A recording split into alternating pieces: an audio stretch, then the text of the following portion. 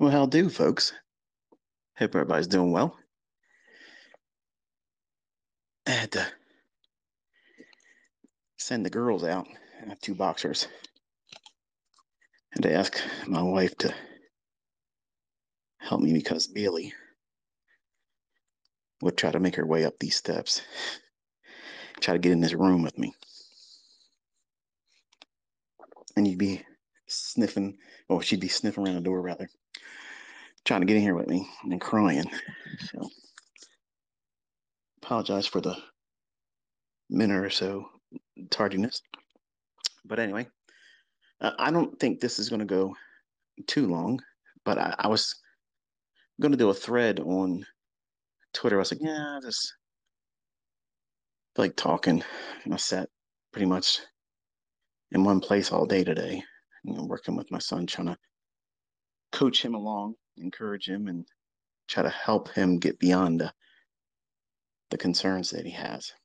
But if you're new to following me, if you're new to what it is I do and how I teach and what I'm presently working with, I have a son that just graduated homeschool. He's 18, freshly minted as a young man. And he is trying very hard to overcome the things I was trying to prevent him from forming. And it's many of the things I tell you all in the very boring parts of the videos or the majority of the Twitter spaces. It's like mindset and psychology and the things that you don't realize are going to be impactful, the things that are going to be detrimental. There's going to be the things that make it or break it for you. And many times we like to think that the markets will yield its bounty to us simply because we have a specific indicator or approach to looking at the markets, and or we follow somebody that's really hot at the moment. And then when you step out there and you're in that arena and you don't have any real protection except for risk management and your self-control. My son tried very hard to do what he thought was very equivalent to a video game. Try to get in there, try to do, uh, if my count is correct, based on what he was using, he tried 7 times to pass a top step combine. And he wasn't trying to adhere to any of the things I outlined for him, which is very frustrating. But yeah, I guess you're gonna do these things, especially as young men. You're gonna rush into it, and he wants to be able to show me that I can do it, Dad. Watch, I'll do it my way, and his way didn't work. So we sat down over the weekend, and I told him, I said, listen, you know, are you ready to really sit down and do this the right way? It's going to be boring, and you want it to be boring. His number one concern is he's afraid now to push the button to get in. And I said, well, you're in good company because that's exactly how it was for me. I was very, very scared to get into it in the beginning. In 1992, I had no idea what the hell I was doing, but I was really inspired to learn. But the approaches to learning how to trade and how to time an entry, if you really look at all the books and manuscripts and things that were taught back then, they really just glossed over it. It was very vague. I mean, they might show you things in a book, like this is what it looks like, but that's the benefit of hindsight, and it's very difficult to try to communicate that in a static picture. And that's why it's important for you as a student to tape read and watch price and get a feel for what it's doing. When you feel this unction in you that it's going to move higher or it's going to move lower, and then you watch it sit still for another 20 minutes before it does the opposite what you expected. That's a learning experience. It's easy to think that you've learned something from me or someone else, or use some kind of automated, you know, I don't know what you would call it, something that would be not discretionary. And it still doesn't take away that hard right edge, that void, that abyss that we look into on the right side of the chart that hasn't printed yet. See, what divides the success stories from the failures is the comfort of embracing that uncertainty. And in the beginning, I was trying very hard to know everything and always know when I would avoid taking a loss. So I know what it's like for you as my students to want to ask me in a lot of different varying ways, but really the blunt question you want to know is, how can I trade, make money, and not lose? And as much as you may want to argue and say, no, that's not how I think, or that's not what I'm asking, you are asking that. That's exactly what everybody wants that. I would be lying if I said I didn't want it. So don't lie to me, okay? Don't lie to me because I know I would love to know how to never take a loss. I would love to know that. But you have to be comfortable with choosing these conditions that are more apt to be correct for your model and your personal approach to trading. And that means you're going to have to submit to the idea that your model, with those parameters and filters in place, may not present the opportunity for you today or that trading session. And it doesn't mean it's a bad model. It doesn't mean you're a bad trader. It doesn't mean anything except for you're waiting for your model and all of the things and circumstances that go around trusting that setup with that model, with you as the driver, the operator in that system. So naturally, as a young man, you know, he I thought he was paying for these Top Step funded account challenges on his own, but he wasn't. It was actually his older brother Caleb that was allowing him to purchase them, but he was the one that was doing it. So I told him, I said, you're going to have to do in the future anything that you do it on your own. You have a job, and that money that you earn, you spend that because then you're going to care more about it. If you don't put anything into it, you're not going to have that same level of concern about whether or not you're going to succeed or not. And I think that's the number one reason why most people that go to college and their parents pay for their college for them, they abuse it. They don't really take it, full advantage of what's been given to them because it's a silver spoon gift. And I had friends I grew up with that were like that, and they never amounted to anything that they went to school for, and they don't live well. So I'm not saying that's the end result of that circumstance for those individuals that have that, but I'm not surprised when it ends up that way. So I make my children work because I want them to know what it's like to have a master, someone that tells them you can and can't. This is how much you'll get if you do what I tell you to do. If you don't do what I tell you to do, you will be reprimanded. You want to take evasion, it'll have to be approved first. And work with people that they don't like and then develop these tendencies to want to impress them, even though they don't like them. It's really crucial to have that because once you do it and you grow a disdain for it, it will be the motivating factor that keeps your ass in the charts so that way you don't stay there. It'd be very easy for me to say, here, Cameron, here's $1 million. Here, I'm going to go out here and get you a house. You already got a car. I'm going to give you some money in an account to live off of so that we don't feel a rush to get in there and trade. But he's not equipped. He's not equipped to do anything with that. So I've tried to do those things early on with my older kids, and it doesn't work. It doesn't work. It's the equivalent of, here, honey, I'm daddy. I'm going to pay for your college. Impress daddy. No, they're going to be kids. They're going to be reckless and they're going to do things half-assed and they're not going to care because they know daddy's going to take care of them.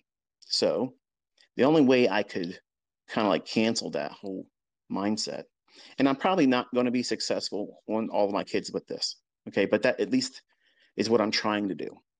Because I don't have a book or someone that's come before me and did it this way and it worked for them or didn't work for them. It was a brainchild that I came up with, and this is what it is. But making them work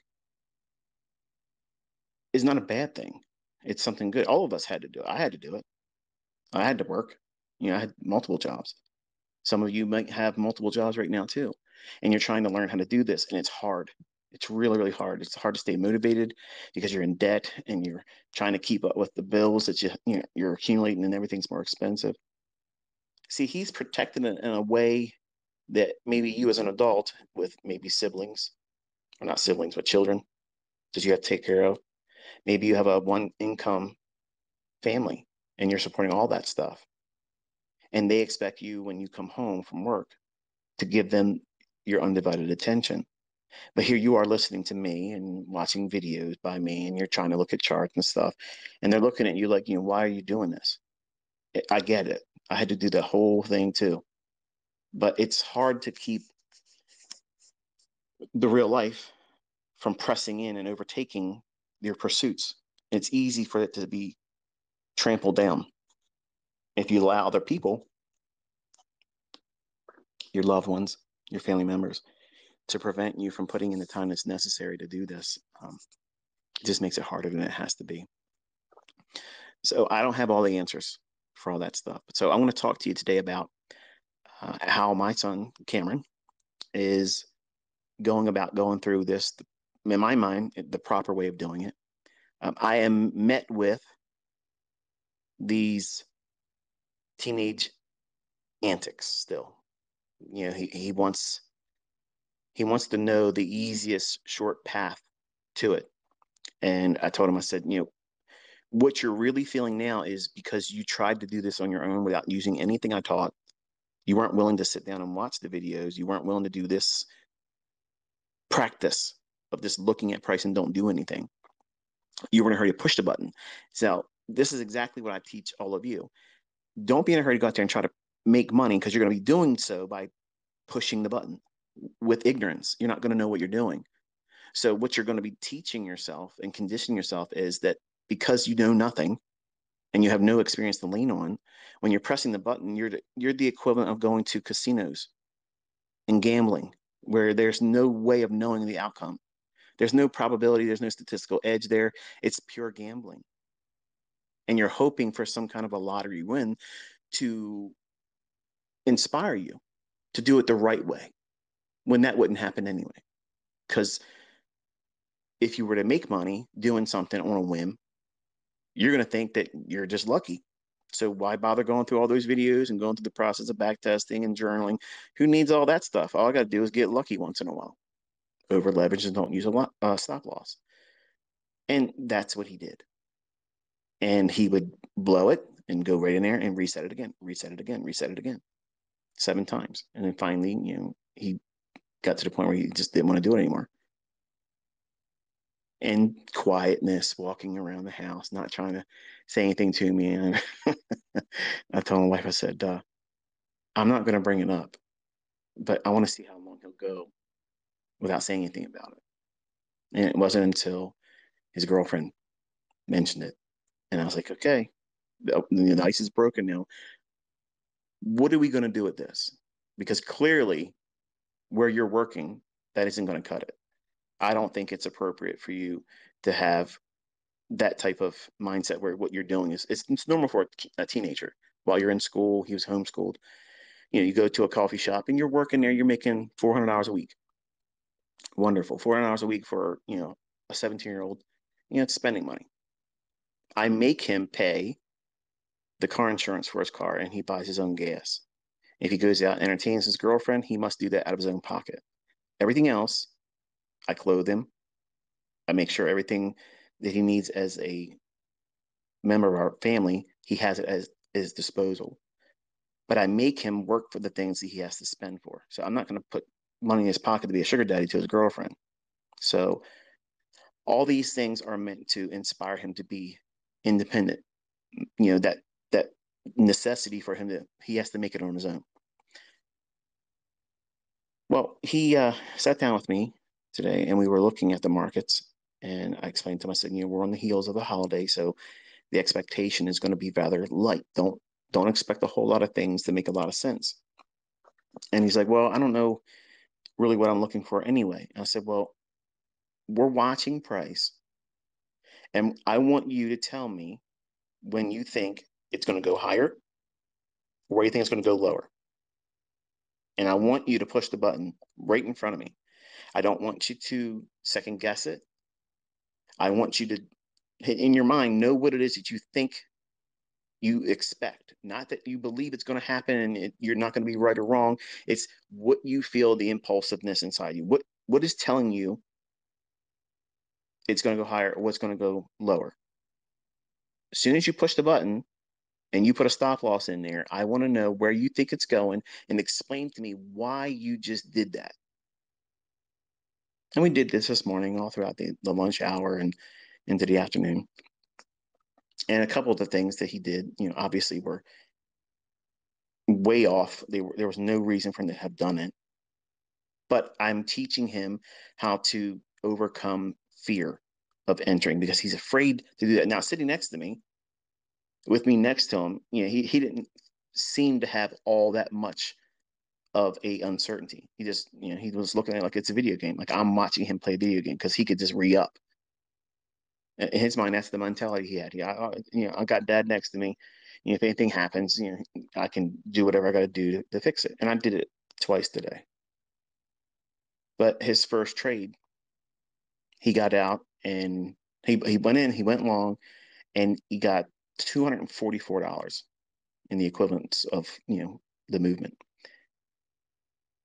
And I said to him, I said, now think about this, son. If you make $400 a week average after taxes working your job, that's not a lot of money, but you just did $244 in one trade in less than 5 minutes. But you have to work all week and then wait till the following pay period to get that same $400 net pay. Which one makes sense? He goes, well, if I could do this just, once a day, I said, that's the right mindset. Now, did you get 5 points in that move? No. Did you go into that move with, I have to get a big, gigantic run for the whole day? No. You went in and you were looking for movement. You're expecting volatility. So the way you overcome the fear of getting into the marketplace is you have to, number one, desensitize yourself. That's the only thing I had to do for myself was I had to go in and press the button. I simply had to do it. And I did it with live money, which is the worst thing in the world to do because I didn't know if I was going to be right or wrong. And I was gambling with money I couldn't afford it. Like I was borrowing it against a credit card. Yeah, how about that? So I was a cowboy when I first started, an undercapitalized goober that had no idea what I was doing and trading with cash advances on credit cards. So that's the epitome of a noob. So trust me, I've been there. I know what some of the silly stuff you guys have done, taking chances and trying to do what you got to do to make it work. But then when you look back, you really didn't do all the best in terms of trying to make it work. You were simply gambling.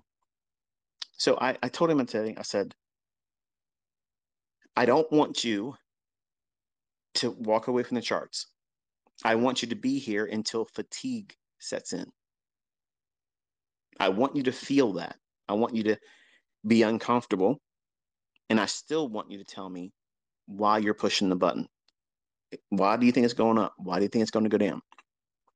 He had the classic scenario where he tried to buy it several different times today, and there was no fair value gap there. There was no reason for it to go up there, and he still would just push the button.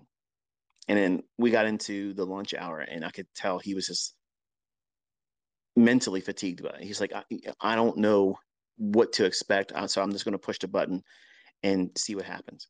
I said, that's what I've been waiting for. That moment right there, that's what blew every single combine that you tried to do. That moment, I want you to know what that feels like, because what you're trying to do right before you do that execution, that's your root problem. That's the thing that's going to keep popping up in your head, that's going to cause you to do that same impulsive tendency to push a button to find out. I want to do it right. And then you say, good job. Okay. That's normal. Every kid wants to have that moment with their dad. But really, what are you trying to do? He goes, I want to be right because I did a terrible job of trying to do it before. And now you're watching me, like you're sitting right next to me, where I didn't do that the last time, Dad. I was doing it in my privacy, in my own bedroom. I'm pushing the button and nobody's there watching it. So it didn't feel embarrassing. I was mad. Okay. That's normal. That's absolutely normal. But you have to mad. Okay. That's normal. That's absolutely normal.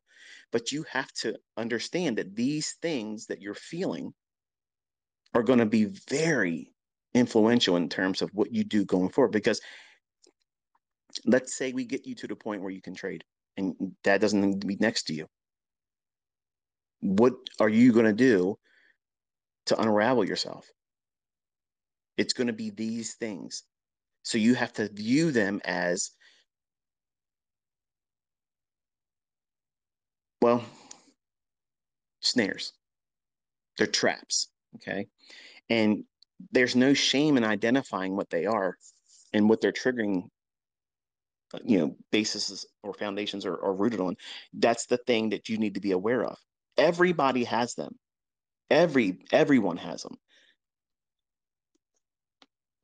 Some of you listening right now, it might be the fact that you don't have a partner or a spouse that's supportive of what you're doing, and you simply just want to make money to prove it and shove it down their throat and say, see, this is the reason why I got to look at all these charts. I got to listen to this goober go on and on and on, listen to his rants, because this shit will work if I just submit to it. That's why you're doing it. You're trying to prove to them in an expedient manner that it's worth your time doing it, when they don't think it's worth their time waiting around for you to figure out whether or not you can do it or not, when they've already had it in their mind that you ain't going to be successful at it. So I understand how to balance all that stuff is very difficult. But he, as my son, he's got youth on his side. He has time on his side.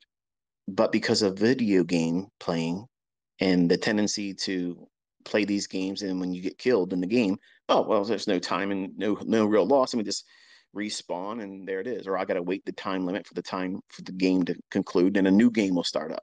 So that's the mindset that he has, and that to me is why I think viewing trading as a video game is the stupidest fucking idea anybody could ever employ, because it tricks you into thinking, well, all I got to do is respawn. You can do that when you're doing market replay. You can do that when you're demo trading. But when you're trying to do something like a combine, if it's a funded account approach that you're going, or if you're trying to trade with real money, whether it be a lot of money or a little bit of money, those rules don't apply. You have to treat this like a business. When you go to work, okay, when you go to work, do they let the employees that you work among do whatever the hell they want to do? Now, maybe at McDonald's, they might do that shit, but they ain't doing it generally in a Fortune 500 company. And there's some structure there. There's some limits and boundaries as how far you can misbehave or waste time or be inefficient. And you are the boss. You're the CEO. You are the human resource manager. You're in charge of everything of you incorporated. So you have to have all of these hats as a trader. You're the analyst, you're the trader, and you are the person that is in charge of where you're going. You're you're it. You're at the helm, you're the captain, and you either sink or sail based on what you and your decisions result in. So if you go into it with a Mickey Mouse approach that, hey, let's see what happens, what they say, F around and find out. The longer you F around, you're going to eventually find out. And he found out rather quickly that he couldn't do what he thought it was. Oh, it's a video game. It's a video game. It's just like, oh, it's like that game, that snake game, because I used the analogy before. Slither IO, I think that's what it is, or something like that, or Snake IO, where this little snake you start out with, you go around, you get these little dots. Some of the dots are bigger, some of them are smaller. And as you eat these things on the game, your body as a snake grows larger, and you're not allowed to touch another snake, or yeah, you can't touch their body, but you can make them run into yours, and then they disintegrate, and you can eat them, or you can't run into a wall, or you die. So there's two simple rules there. The larger you get, the harder it gets. That's the same thing with trading. The things that you can do with a very small account, you can be very nimble with a very small account, less than 50,000, less than $100,000. You can do a whole lot of stuff with an account like that. When you start trading with $50 million and higher, you just can't do those types of things. You have to be a lot more reserved in what you're trying to do, and you got to be more aware of what you're trying to protect. In the beginning, it's a little bit of money. It's, oh, well, 2% ain't that much. It's not that much. So I sat down with him today. I said, listen, one of the best things you can do is appreciate the fact that your first trade, whether you were right or wrong about the reason why you didn't, I don't care about that. The fact that you saw and you identified that $244 is more than half of your net bring home pay per week at your job. So I want you to think about that when you go to work and you're looking around at the people that irritate you, the people that aren't doing as much as you are. You choose to be there because you haven't done the work.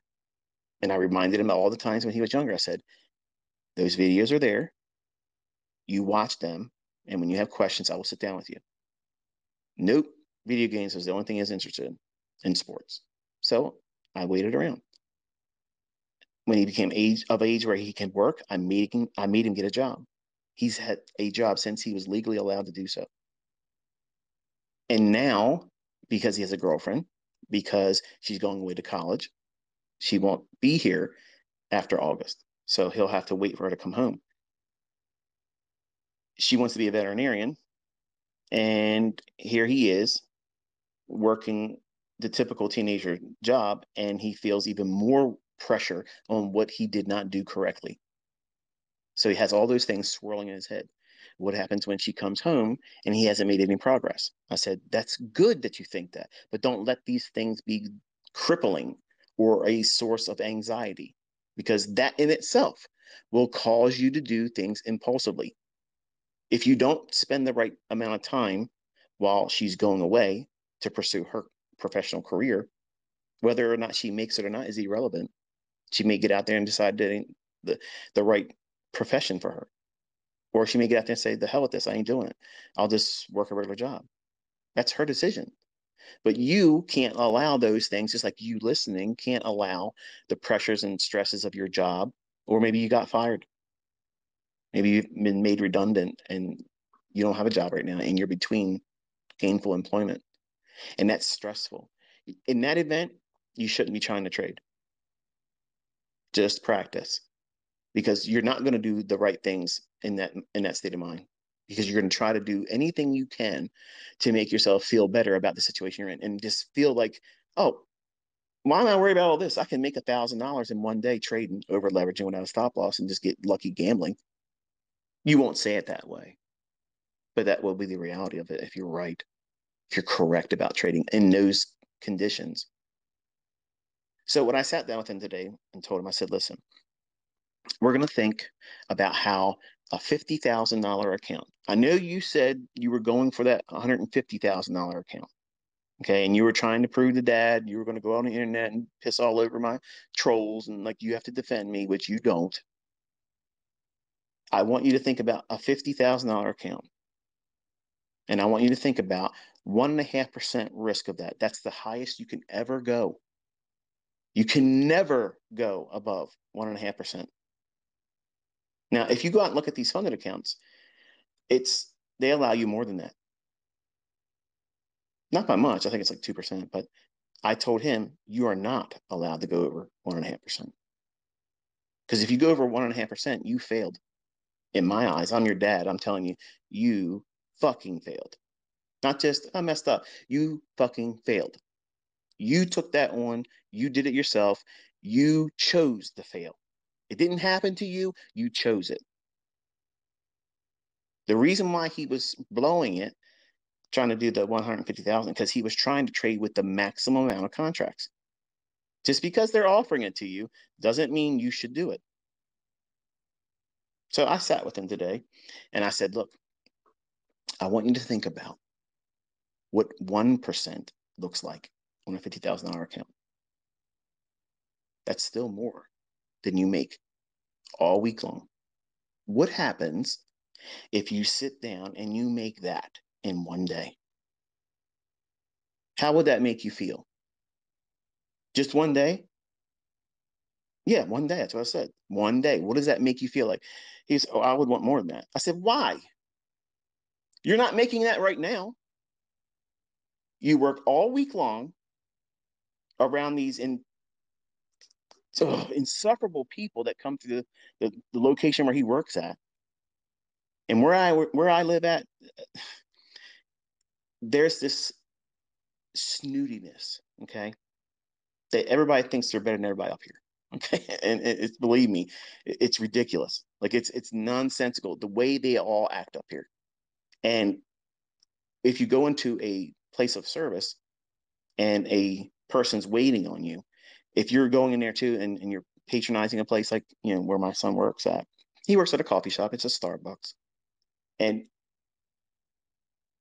it's just unbelievable hearing some of the stories. He comes home over the year and a half he's been, you know, it's just crazy here, these entitlement minded people. And they come in, they talk to you like, you know, you're less than human. That $500, if you could make that one day per week, you've replaced the whole need to go to that place. And you're not even pushing it hard.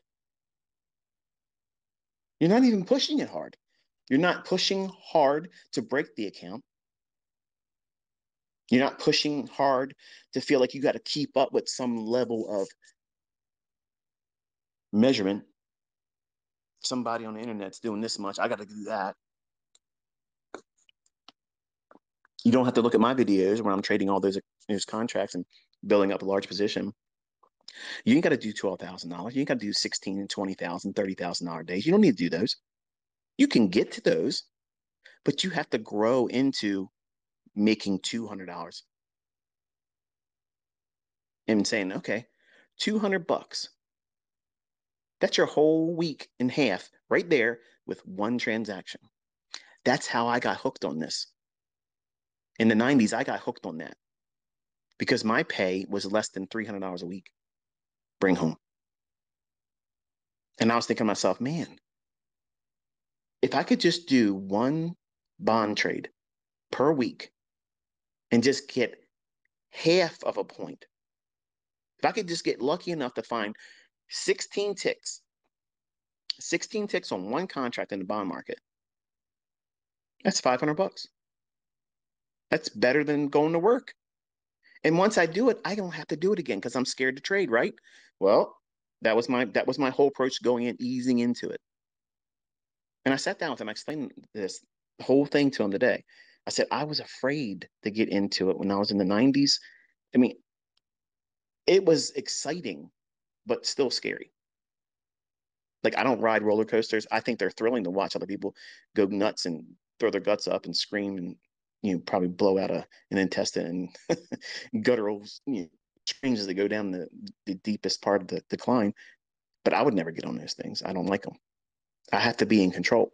I have to be in control of me, the environment that I'm in, and that is not something I would do. And I don't want to treat my trading like that. So I have to be very methodical about what it is I'm looking for. And the way I teach you as my students, I teach that same approach. We're not gambling. We're not inviting happenstance.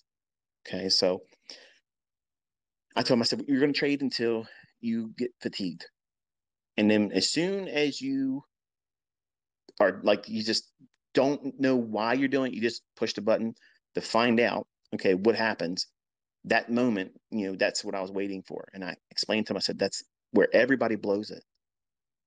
Everybody blows it. At that moment, it's because you have either hurt your account, someone has hurt your feelings or made you angry, or you're sick, or something cost you money that was unexpected. You are using that moment to replace some kind of negative thing that you're going through.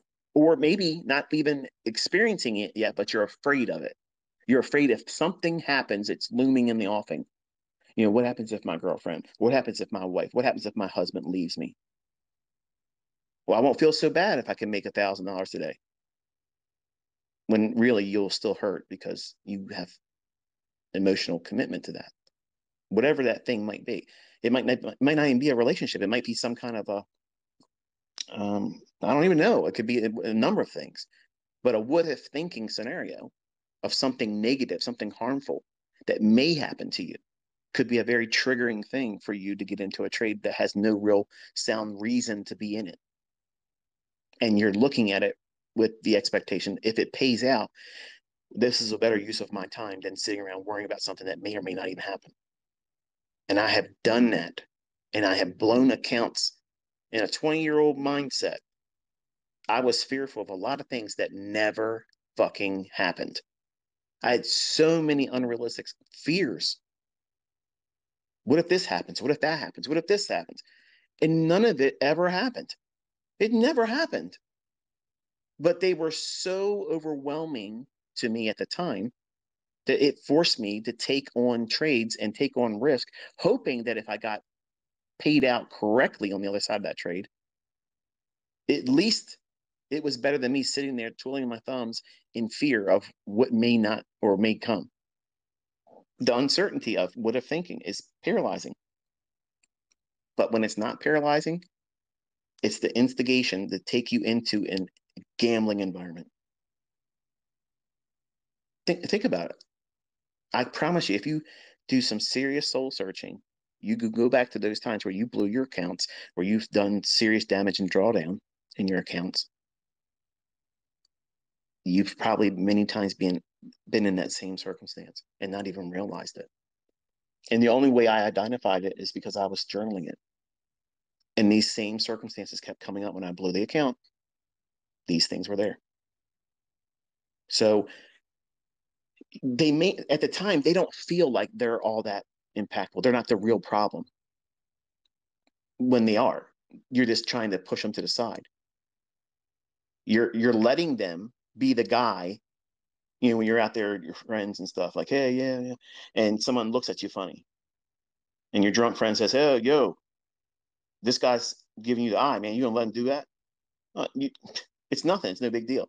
And you look over at him, he's just, whatever.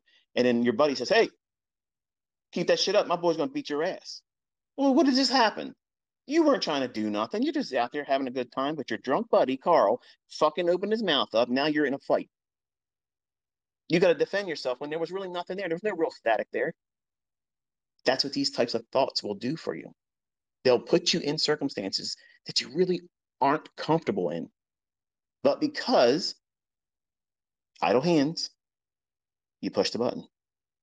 Because sitting still and not doing something when you're not disciplined, when you don't have self-control, which is something that you have to wrestle and form and forge over time. Nobody walks out in this industry and has self-confidence, self-control, and responsibility in the beginning. Those characteristics and those traits are developed over time.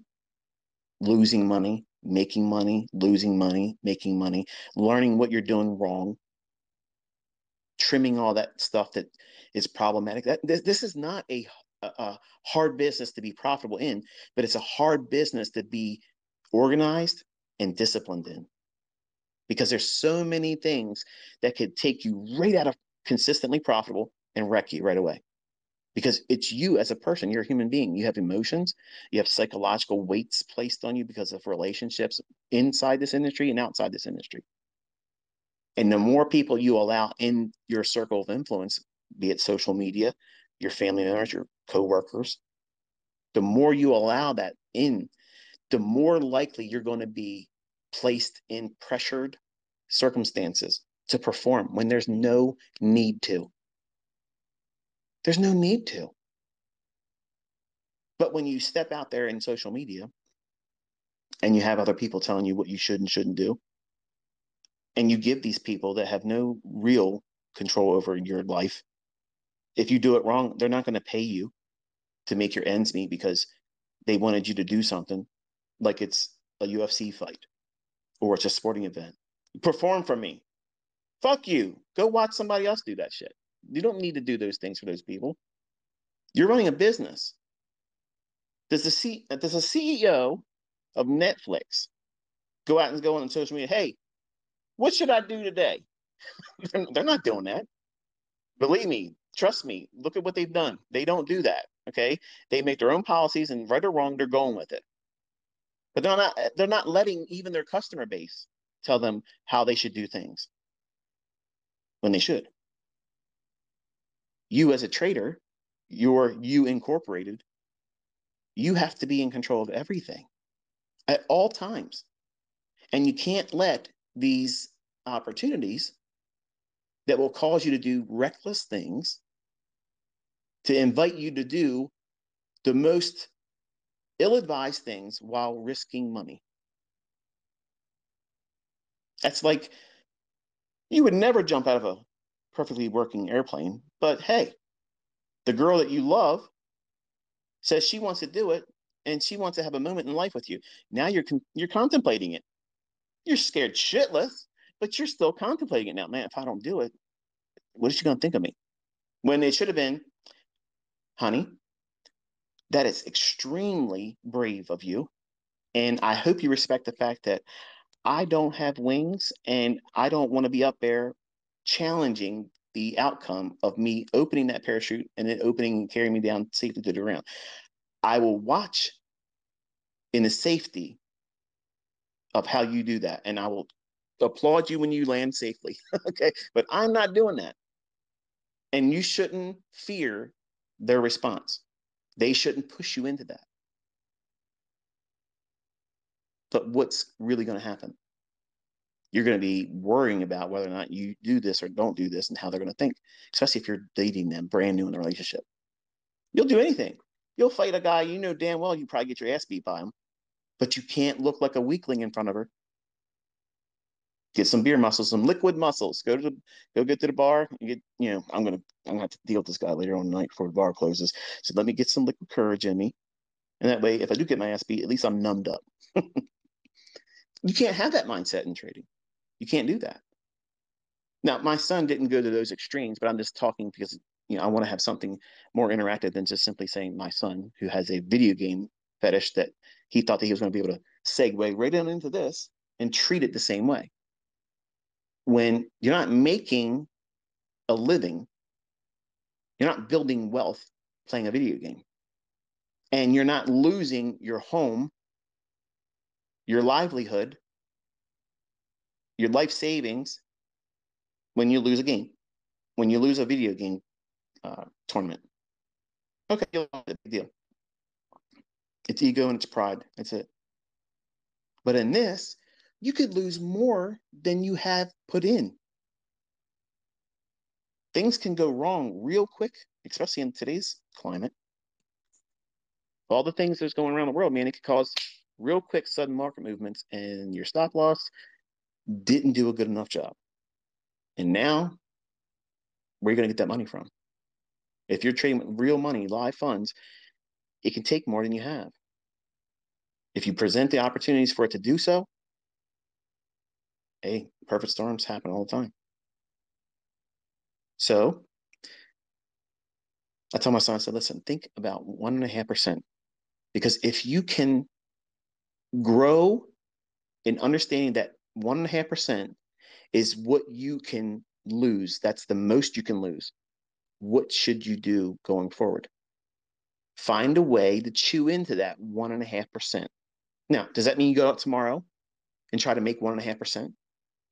Or that you have to do it today? No. But think about how that fits in your life cycle as a employee of a working company right now. You're gainfully employed. You're only making $400 a week as a teenager.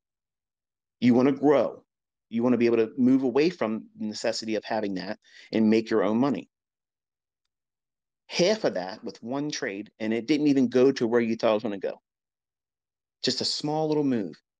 Do you see how that's rewarding? And he's like, I never really thought about it like that because I just thought it was not enough. I was expecting you to say, okay, I want you to make this much. I said, no, did I tell you that today? No. But in your mind, you were thinking, Dad's going to need me to see this much in a return and this, that, and all those things were in your mind while you were doing each one of those executions, they weren't they? He said, yep. And that's exactly what everybody does. That's what makes it hard. That's what happens with these guys on YouTube. Some of them are honest and say, this is not easy. I got to get out here and I got to worry about this and worry about that. Right. You're making it harder. I love watching them. It's like, a gladiator. You're getting out there and you're doing something ass backwards. There's no war, but you're going to go out there and take on a fight. You want to be able to show the world that you can be a gladiator with everybody else having the benefit of being a heckler, talk shit to you, and that's in your head. And anybody that says it's not in their head is full of shit. So that to me, you're inviting more difficulty. I promise you, every one of these YouTubers out there that are live streaming that can be profitable, they would be so much better if they weren't live streaming. And I'm not saying they shouldn't do what they're doing. I'm saying that there's a way that we as individuals, as humans, we compound the difficulty. I know I did. When I was a younger man, I tried to do a whole lot more than was necessary. But my son was successful today in identifying that $244 when he makes $400 after taxes for a whole week of income, working in a place that he doesn't want to be at, around people that are conceited, self-centered, entitlement-minded. They look at him. They don't know that he's my son. They don't know how we live and what we have in our bank accounts and how we can live and do whatever the fuck we want to do. They don't know that about him. They see him as just some teenager, the equivalent of somebody that would be in a McDonald's, and give me my shit. So he's felt that now. He's felt it. He knows what it feels like, and he doesn't like it. And that's exactly what I wanted him to feel. Because now he doesn't have a college mindset, not that he ever had. He doesn't have a working man's career mindset. There's nothing wrong with that. But I didn't want my children having that. Because when you have that, you are owned. You are absolutely owned. You are not independent. You have to be given permission, and you're scheduled. Show up here, perform this job, better do it to my expectations, or I'm getting rid of you. That's not what I want for my kids, and that's not what you should want for yourself or your children. But the only way for them to appreciate the necessity that needs to be really enforced with work ethic and studying is let them taste that shit. They have to taste it. Saying you don't want to have a job for for the rest of your life. You don't want that. You don't want to do that. Trust me. You don't want that, son. It's just going in one ear out the other because they have no real experience doing it. But when they see it and they live it and they can't be with their girlfriends, they can't go on a road trip with dad and mom. They can't do those things because they have a schedule to maintain. Truth be told, God's honest truth, there's been many times where I just wanted to tell this boy, go in there and tell them you're done. I'm not working today. I'll be back for my check whenever it's supposed to be. But if I did that, I'm not helping him. I'm not helping him prepare himself to be able to deal with stress, conflict resolution, work past something, and also defer what he wants to have and what he can have and much more than what he's aware of now, to defer that because he has to learn a skill set. That impatience factor as a teenager is still very, very heavy in him. And because we've homeschooled him, he has a different sense of freedom, where his girlfriend and many of his friends were stuck in that go to school at this time. And when you get out of school, you got to do homework or go to your job. And he's had pretty much freedom. Now, maybe homeschooling isn't a thing for you. Maybe you can't do it. But if you can, you should. But everybody has to have an employment of some kind, whether they're self-employed or working for someone else. And today he understood that a partial, that's more than 50% of what he's earning right now, with no real effort was really needed to do more than half of what he makes. And I told him, I said, I'm not saying that is good or bad. I'm just saying, what do you feel about it? And when he didn't answer like I wanted him to, I told him, I said, do you not see that's beneficial for you to not have to work so much in terms of time? And you didn't have to deal with anybody. And you got that. What happens if you just did 2 of those per week? And it didn't go to your full target. You didn't take the full position off, but you had something like that happen 2 times. Is that not better than your full week income? Yes. So why is that not something to start with? Because I was listening to you and I thought, no, no, no, no. Why is it not enough? Because I want to make a lot of money. Right. Everybody does. Everybody listening to me right now wants to make a lot of money. Some of you have made a lot of money and you want to learn how to make a lot more. But you have to start somewhere and you have to have some kind of humble beginning. And humble beginning is not an embarrassment.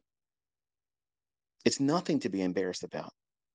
And this is the reason why I tell you stop inviting social media fuckwads into your career. You're at the early stages. Why would you invite someone to tell you what you should or should not do when they brought nothing to the table as a alternative with proof that what they're telling you to do is going to work? But it's human nature. Just like the water cooler in the morning when you get to work. You want to get there early, not because you love your employer. You want to get there so you can bullshit with your coworkers and listen to the shit that they're going to talk about. You want to hear them bitch about how their wife didn't let them go to the game. You want to hear them bitch about how they had to do yard work. And that way it reminds you, hey, I'm not the only guy that has to go through that stuff. Somebody else, all the guys that are living, in another household, another neighborhood, working in the same place I am, they're going through the same stuff like me. So I'm part of the herd. No, there is no herd mentality. You are an apex predator. You're outside the herd. You're picking these motherfuckers off. You don't want to be a part of the herd. You have to think differently. You have to behave differently. Everything in a herd gets consumed. They're food. Now, if you want to walk around like a sheep, like cattle, and waiting for your time to get picked off, and you're welcome to do that. And I told my son, I said, what are you? What are you? Are you a sheep or are you a wolf? What's it going to be? Because you can exist for a long time in this life as a sheep, going to work, letting someone tell you it's time to go over here, it's time to go over there. And you'll look at them as, oh, they're a good shepherd to me. They provide a good life. They give me a good job. I got a good job. Fuck your good job.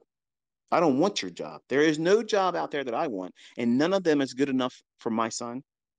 None of them are good enough for any of my sons. I don't want them working for anyone. I want them to be able to write the check that they want every week based on their own efforts, their own steam, and managing the risks and knowing that they may not get the win that they wanted. It may not pan out. They may have a loss, but it ain't going to cause them to go on tilt and just completely wreck themselves. But you don't know what it's like to think about those things in the beginning. The only thing you're thinking is all the upside. And the ones that are conscious about the risk, that keeps them from wanting to do anything because they're afraid. And that's where he's at right now because he put money in out of his own pocket to do these resets. And he felt like that was recklessness, and it was. And he doesn't want to do that whole thing all over again and be reminded of it didn't work for him. It didn't work for him. So I said, there's a way to do this.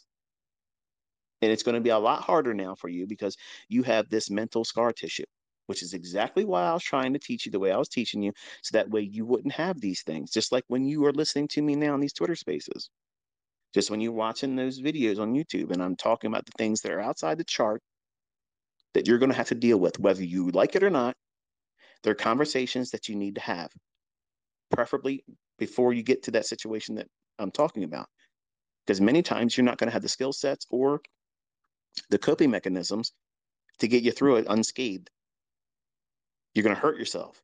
And then you're going to go back and listen to a video. Oh, I wish I would have watched that video. I wish I would have heard that. You heard it.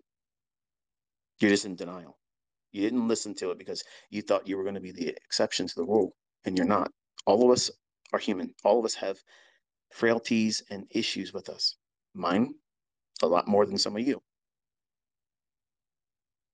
But all of this can be managed. But you got to start with a very, very small, low hanging fruit objective and be content with a little bit in the beginning. Because here's the thing. What happens if you could only just make $250 per trade? Think about it. What happens if that's the best you could arrive at? Every trade that you take, the best you could get is $250. Is that a failure? Now, some of you, especially the young men, be like, oh, come on, man, I ain't doing trading if it's just that much. That's exactly how I thought about it too.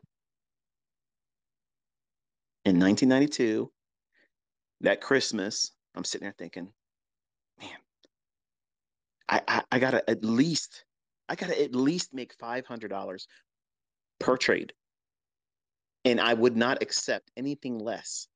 If it was a 400-hour win or I got stopped out and it was $375, I looked at that as a loss. In my mind, I treated that as a losing trade. And I was programming myself to expect and demand my full pull. And anything less was a failure. Now, who was I to do that? A dumb shit. Somebody that had no idea what he was doing. And I was brainwashing myself into thinking that profitability at any measure was counterproductive, wasteful, insignificant. And that's what you're doing probably with a lot of things in trading. It wasn't until I started understanding high frequency trading algorithms that their whole function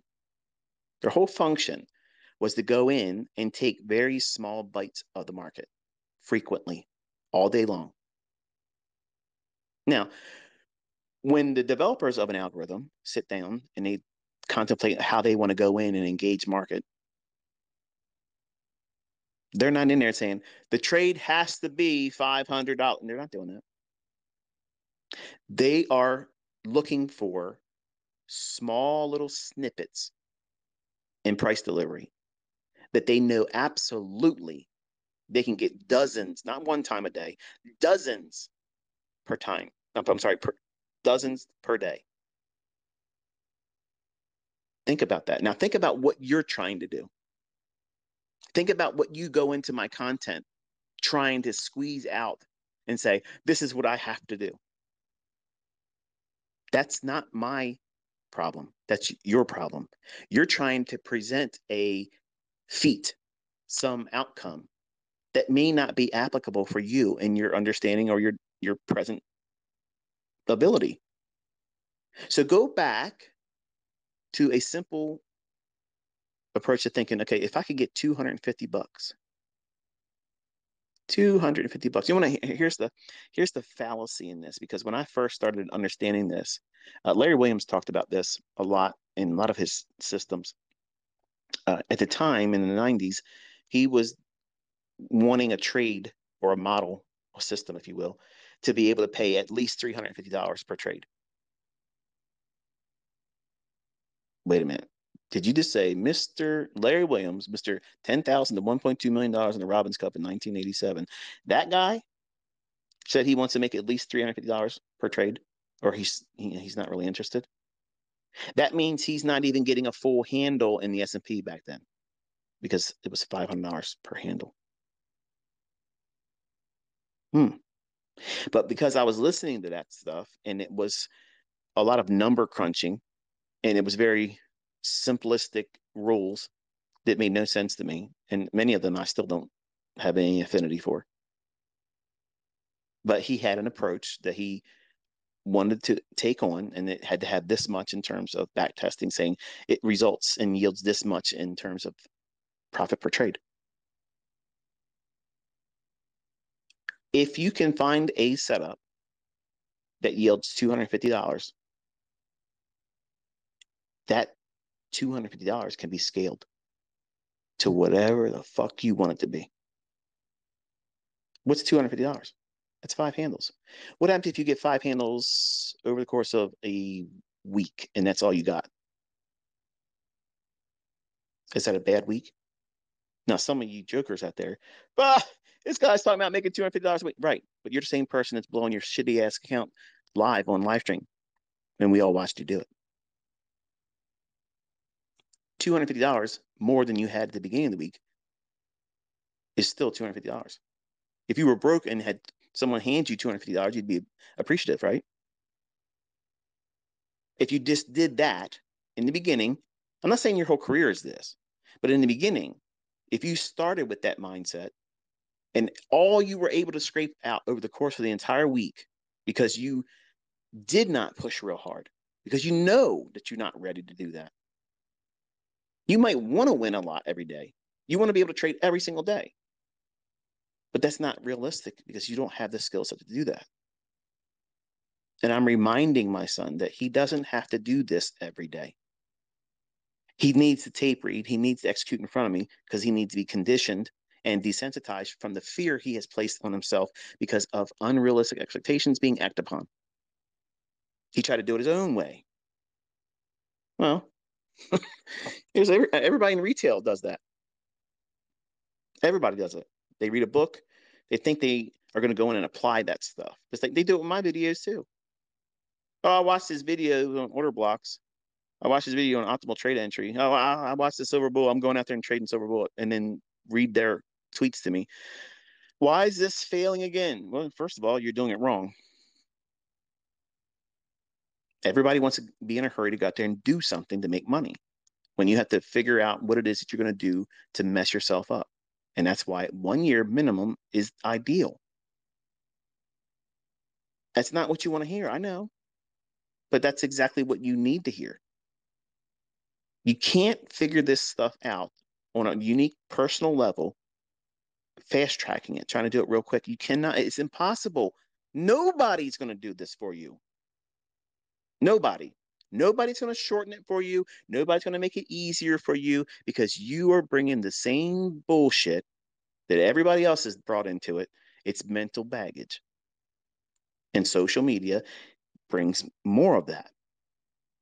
Trying to stand out, trying to I got to defend my mentor. I got to make myself look profitable. I got to be able to keep up with the people that are renting cars. All this stuff, it's all bullshit.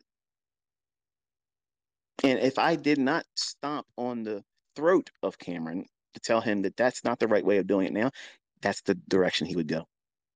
Because you know what started all this stuff is he wants to go out there and troll the trolls. And I told him, I said, you're already doing it wrong. You can do that, but that can't be the reason why you're doing it. That can't be the reason why. Because if that's the reason why, you're going to rush. You're going to rush to do something that is not needed. It's not needed.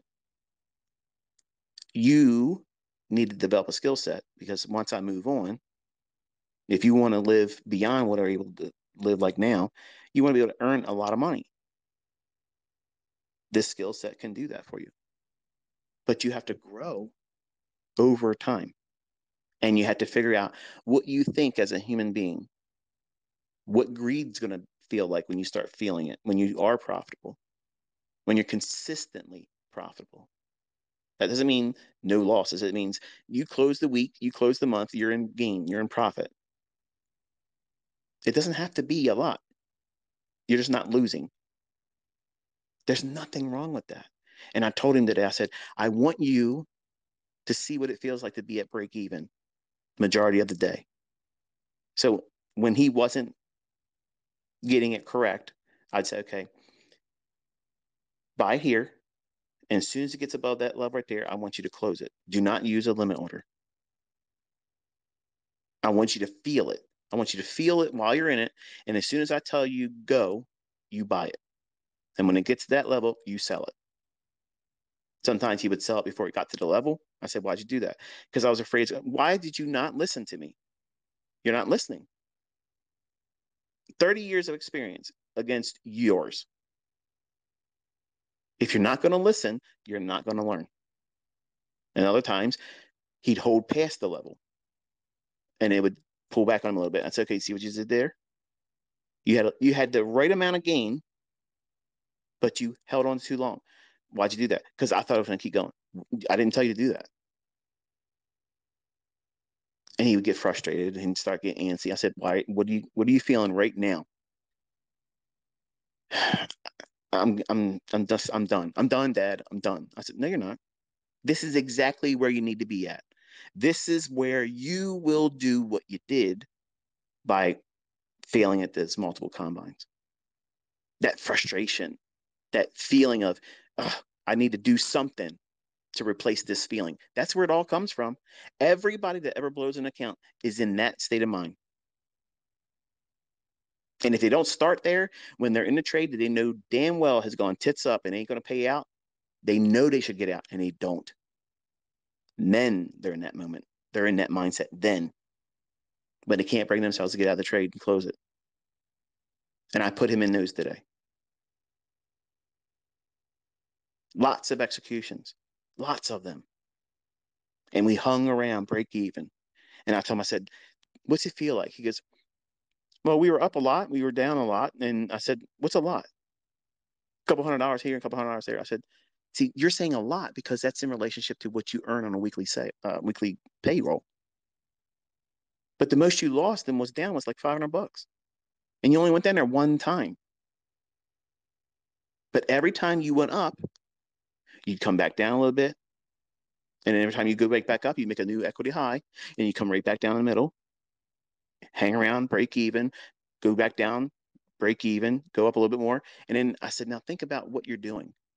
All these transactions, do you want your trading to be this many trades? Because there's a lot of people out on social media that will show you at the end of the day, this is what I made. Look what I was able to profit today. But they don't show you the 50 transactions they took. There's nothing wrong with working your ass off to get out of something. You know, if you're really gung ho about trying to make a profit on a day, sometimes you're going to get into a market environment where you have to work a lot to get it to come out. Or if you go into drawdown, you do it wrong. You're a human, you do it incorrectly, and you go into a losing trade. And then you try to get it back, and it's another losing trade. You have to stop or know that you can come out of it. And that's why I told them 1.5% is your maximum, because that 1.5%, you should now know you've made $544 today. Think about that now. If you can make that, that means you can risk that. You got to be able to go out there and find, like, algorithm and high frequency trading developers. They go out there and they look for a trade. It may be $100, may not be $250.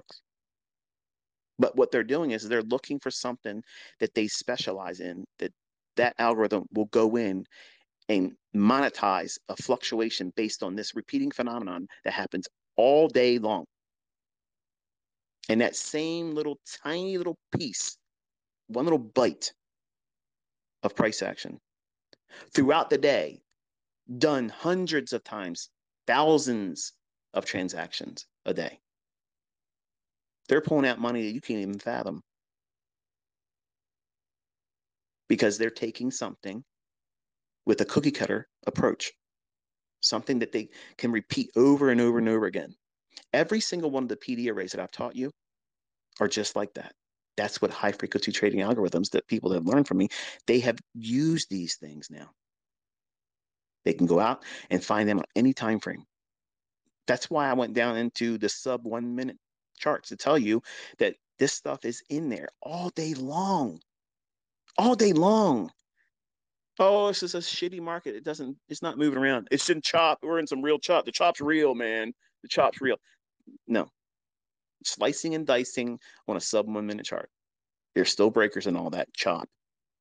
There's still institutional order flows in all that chop on a sub 1 minute chart. You have to know where it's going to go. Even in a small little choppy range, if you want to call it that, you can anticipate what pool of liquidity it's going to go in that 1 hour. I can trade in an individual 60-minute range and beat everybody's asses on social media. And I said that, yes. That's not arrogance. That's just the facts. Because I understand what price is going to do. I understand how I can mess it up. And I can wait for those perfect instances where everything makes perfect sense to engage right then and there. And I know the times that hurt me. I know when it could look like there's an opportunity and it's really not there. Experience is going to dictate that. And I taught him today that there's going to be a lot of lessons that you're going to learn that are not going to be in my video. They're not going to be in our discussions. It's going to be what you have discovered about yourself. And you're going to find that you're going to excel in certain instances. Something just really revs you up. You see this opportunity. It makes so much sense to you. And you're not demanding it pays more than it would any other time. It's just a profitable opportunity. And you may not have the equity to do 100 contracts at the time when you start doing it. Start with one and you build up. And when you make enough equity to be able to do two comfortably and not go over 1.5% risk, then and only then do you do it. But every single trade that you make and put on, it's never to be taken where you can't at least get that same trade paid out to you at least 2 or 3 times in the same day. And I'll say that again in layman's terms for the folks that don't really understand or appreciate what I just said. 1.5% of your equity. If you can't find a trade 2 or 3 times intraday with that yield on individual basis 2 or 3 times, you have no business taking that risk on. Think about it. Because what you're doing is you're demanding that you find a needle in a haystack. In your limited understanding of the marketplace, in your limited experience doing it, in the most difficult market conditions I have ever been in, you, you're going to be the person that can just go out there and walk out there and do that. I'm sorry, but you won't. You won't be. So don't put yourself through it and discourage yourself through failure. Make allowances for yourself to spend a little bit more time learning how to do it the right way. So that way you enjoy the process. It should not be a draining effort for you to want to do this. And some of you, the way you talk in your tweets, it seems like somebody's twisting your arm, and it ain't me. If you're not having fun doing this, it's not for you, or you're grossly doing it incorrectly. Making money is the end result of you doing things, learning how to do it, and having fun having done it, but not being on an emotional high that you have to have a win all the time, or that you're chasing it like a high. And the only way you feel that or understand and appreciate it is when you lose real money. The people that lose real money know exactly what I just said, and it resonates with them. But if you've only been in demo, you don't even you haven't even came to the dance yet. You're a spectator, not a speculator. And as soon as you put risk on the line, it all changes.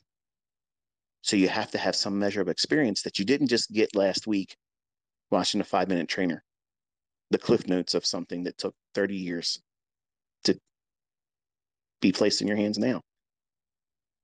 There's a lot of things that you're going to learn about yourself, and you're going to laugh when you look back at how you thought you were ready to trade when you were not.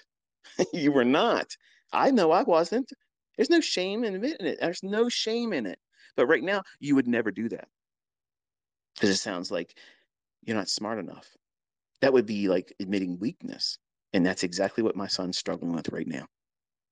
See, he's at the peak of his testosterone. He's at the height of his strength, his muscularity. He's in his mind at his present age, he's at the peak. And young men, you know what it was like when you were a teenager. You thought you could jump over buildings and nobody could kick your ass. You were the best looking person in the world. Every woman wants to be with you. Unrealistic viewpoints of yourself. And see, he did damage to himself. He did damage. And he bragged to his friends, he bragged to his girlfriend that he was going to do this and he was going to do that. And he couldn't do it. Now he has that. He's wrestling with that. And now because he didn't do it successfully, like he walked out and thought he was going to be able to do it, he's doubting. And doubt in a hurt, bruised pride in a man, that's dangerous. It'll make you do stupid shit. It'll make you do dumb stuff. So most of today, it was me just cleaning those wounds, reminding him that that's normal. Dad went through that. I did all that stuff. I did all that stuff and worse. And there was nobody here telling me this is how you fix it. So I was trying to find my way through it all and making it longer than it has to be. And it's painful. So when I talk to you and I make these conversations available to you, it's for your edification. It's so that you don't go through it like I did. So that way you can avoid it and appreciate that. You know what? I don't want to make those mistakes. I'm glad ICT went through it. I'm sorry he went through it, but I'm glad he went through it and he's telling me how I don't have to go through that. That's the wisdom in the student that's listening to me. Not this guy talks and he likes to hear himself talk. No, I don't give a fuck if that's how you think. Get the fuck out of here. You're not somebody that wants to learn. You're a clown. You will be broke. You will be working the rest of your fucking life. You will not be able to be profitable as a trader. So just get the fucking stepping. The people that really want to be here and make themselves a profitable student that trades and earns their own money, they want to know how they're possibly going to mess it up. And I'm not going to talk to you always in a refined manner. I'm live. I don't have a filter right now. So I'm going to feel the impulses and the emotional charge that I remember going through. It's all real stuff for me. I went through this stuff and it was painful. And it's painful to remember what it was like for me. And I know that some of you are going through it right now. And it's normal. And you can get through it. You can grow out of it, use it like rocket fuel. It'll be the deterrent to never doing those same things again because you know what it's done to you. You don't want to relive that. You have now a reason to appreciate the rattlesnake that those circumstances provide. You know, walking into that situation again, it's like a rattlesnake's tail just shaking. You don't need to go back in there again. You know what it's like. So avoid it. Don't try to push and make money in those situations.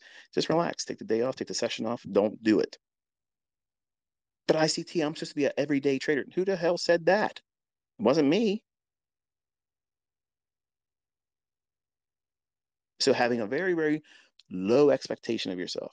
Yes, 5 handles is a wonderful target, realistic target. In the beginning, if you're absolutely scared to death, if you're scared to death of taking trades and you don't want to get into a trade because you're just afraid to do it, feel what it's like to desensitize yourself to go in and execute and put a limit order on 1 handle. Put a trade on. If it runs up 1 handle, it will close the trade out, and that's 1 handle. It's $50. It's not a lot of money. And if you do this over and over and over again with a demo account, you will get over the fear of entering. Then you add one more handle to it. Put on an entry, reach for 2. And you'll see, even with static price action, if you know where the market's likely to go, doesn't mean you're right. This means that this is the next draw on liquidity. This is where the obvious equal highs are. This is where they haven't been all day. Let's aim in that direction. And then put a trade on and try to go for 1 handle. And do that all day long. working with a 1-minute chart. It's not about how much drawdown you have. Don't worry about that, because if you're trying to measure that, you need to get into the pushing of the button and just looking for a small transaction. That's it. Over time, by gradually working into one more handle, up to 5, you'll completely desensitize yourself to the outcome. It won't matter to you because you've done it so many times, you're bored by it. You don't care. But think about what you're doing with your demo account right now. Think about what you're doing with your combine challenges. You're gambling. You're literally gambling. The whole time you're doing it, you're scared. You're anxious. You're hoping and praying you can get that certificate that says you're funded because you can't wait to go on social media and show it. But you're never going to show anything after that. Because chances are you probably will blow it when you get to the funded level. Nobody will see your payouts, certificates or confirmations, but you did something. You showed the world that you got funded. You passed the combine. I don't want any of my students thinking that's a success story. That's not. That's just, okay, you showed up to the dance, now dance. All these certificates, they're wonderful little hurdles for you to get across in the beginning. I'm not trying to minimize that. If you've never done it, wonderful. That's where you're going to go. But you have to have some kind of vision beyond that. What are you going to do once you are funded? Because chances are you're not really responsible. You're not organized. Unless you're thinking like I'm trying to suggest to you in my teachings and lectures and here tonight. You have to have some measure of controlling yourself and thinking about things correctly. Don't just go in impulsively try to execute. My son, my own DNA, flesh and blood, there was no magic because he came from the fruit of my loins. Okay, there was no mystical, magical powers transferred to him. He did like anybody else would. Do the wrong shit. Well, here's your results. Impulsively tried to do something he wasn't ready to do. And now he has the mental baggage from it that I told him, and I tell all of you how you can avoid all that. So now he has to wrestle through all of that pride, that bruised ego, and concerned about what if he doesn't really still learn how to do it. You have no idea the impact that has on a person, especially a male. We are performance oriented, from sexuality to physical appearance to workplace, sports. We are all about measuring. It's all it is. It's measuring. And ladies don't think that way. And that's why they're better traders. So if you cause the damage in your psyche early on, you will carry that the rest of your career. You might become better at coping with it, but it never goes away. It'll always be that little limp, that little crick in your back, that little bum knee sensation you get when it rains. It'll always be there. When you do certain trades, it'll jog your memory of it. And then while you're in a trade, you'll be thinking about, man, that was a dumb trade. Is this going to be like one of those again? Are you focusing on that trade? Or are you worrying about and reliving and having a flashback moment and having a PTSD episode?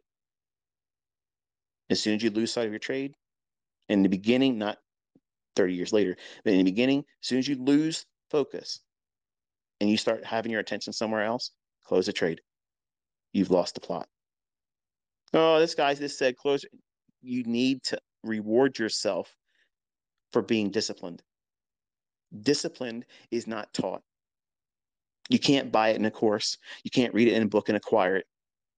You can't have a 5-minute trainer or Cliff Notes edition of anything, my stuff or anyone else's, and get discipline.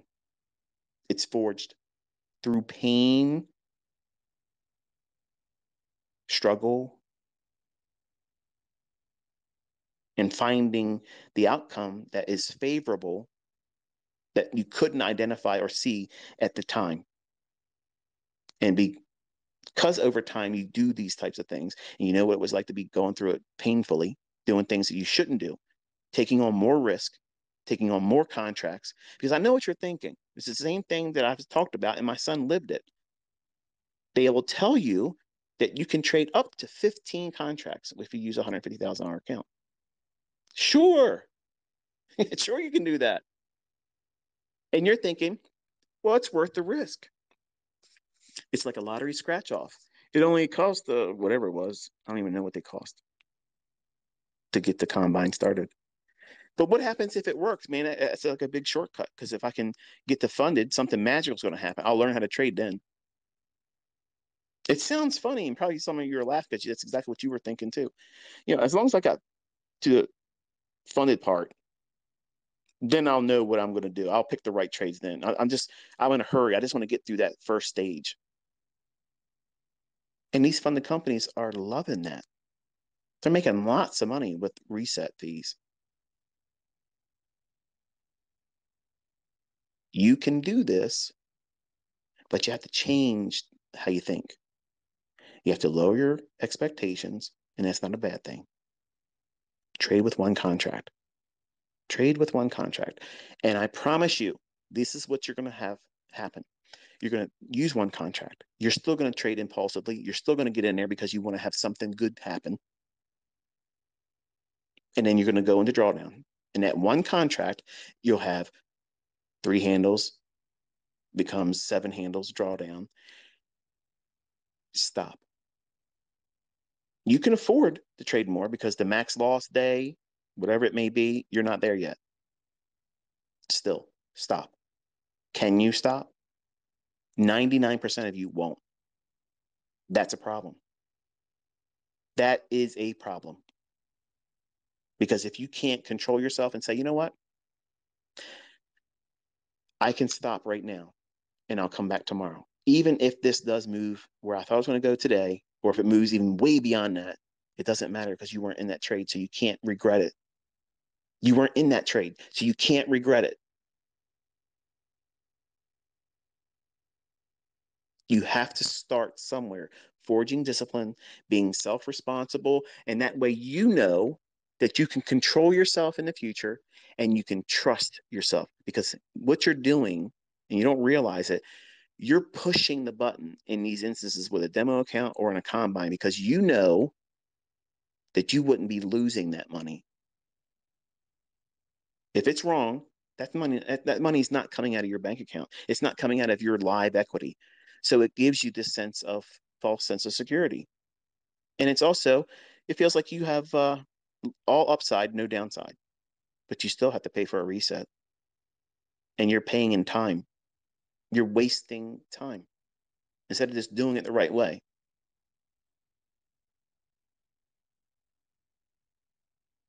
Every one of these combines, every single one of them, all of you could do it in a month.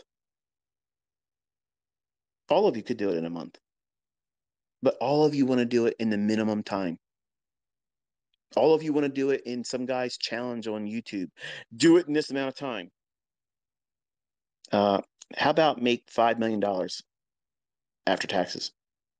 Let's talk real money. Okay, stop with the Mickey Mouse shit. All these challenges, do this and do that. No. I'm teaching you how to be the best trader that you can be. And if you want to listen to other people tell you shit, you're welcome to do that. But that combine, whatever company you're using, every single one of them are Mickey Mouse level easy. They collectively understand that you are going to do what I've been talking about in this entire Twitter space tonight.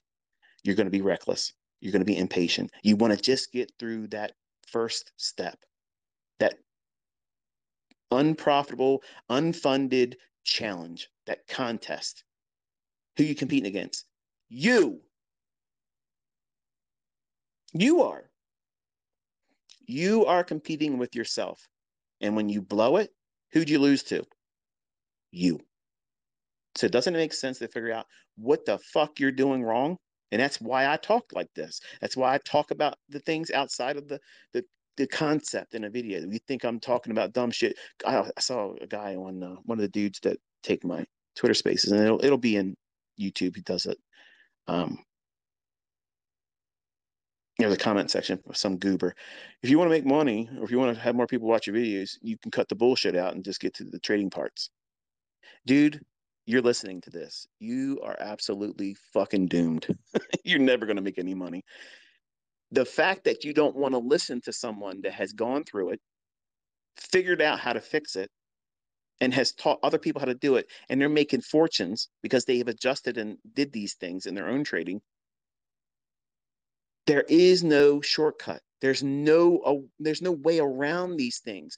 Whether you are met with it right now or in the future, every single one of you will come across this bridge in the road, and either you stop trading because these things are going to be in front of you, these problems that every trader has, or you learn how to deal with it on an individual basis. Like, you are going to wrestle with things that the next person isn't, but it's all the same things: uncertainty, performance anxiety, rushing, not being organized. And the top of the list, unrealistic expectations. My son went into it thinking, I'm ICT's son. It's going to be easy, like a video game. I'm going to be able to tell my dad, this is what I did. Bada bing, bada boom, it's done. Yeah, bada bing, bada boom, you got your ass done. It's over. Now you got to fix it. But now you have it harder because you have to fix all of that negative thinking. You got to cope with that now, which makes everything exponentially harder, but not impossible, but much, much harder. And when I talk to you this way, and most of this stuff is designed for my kids, I'm telling them how to avoid all these things. And two of my boys now have tasted this shit. Cody thought he was going to whip crypto's ass, and it whipped his ass. I told him to stay away from it, didn't listen.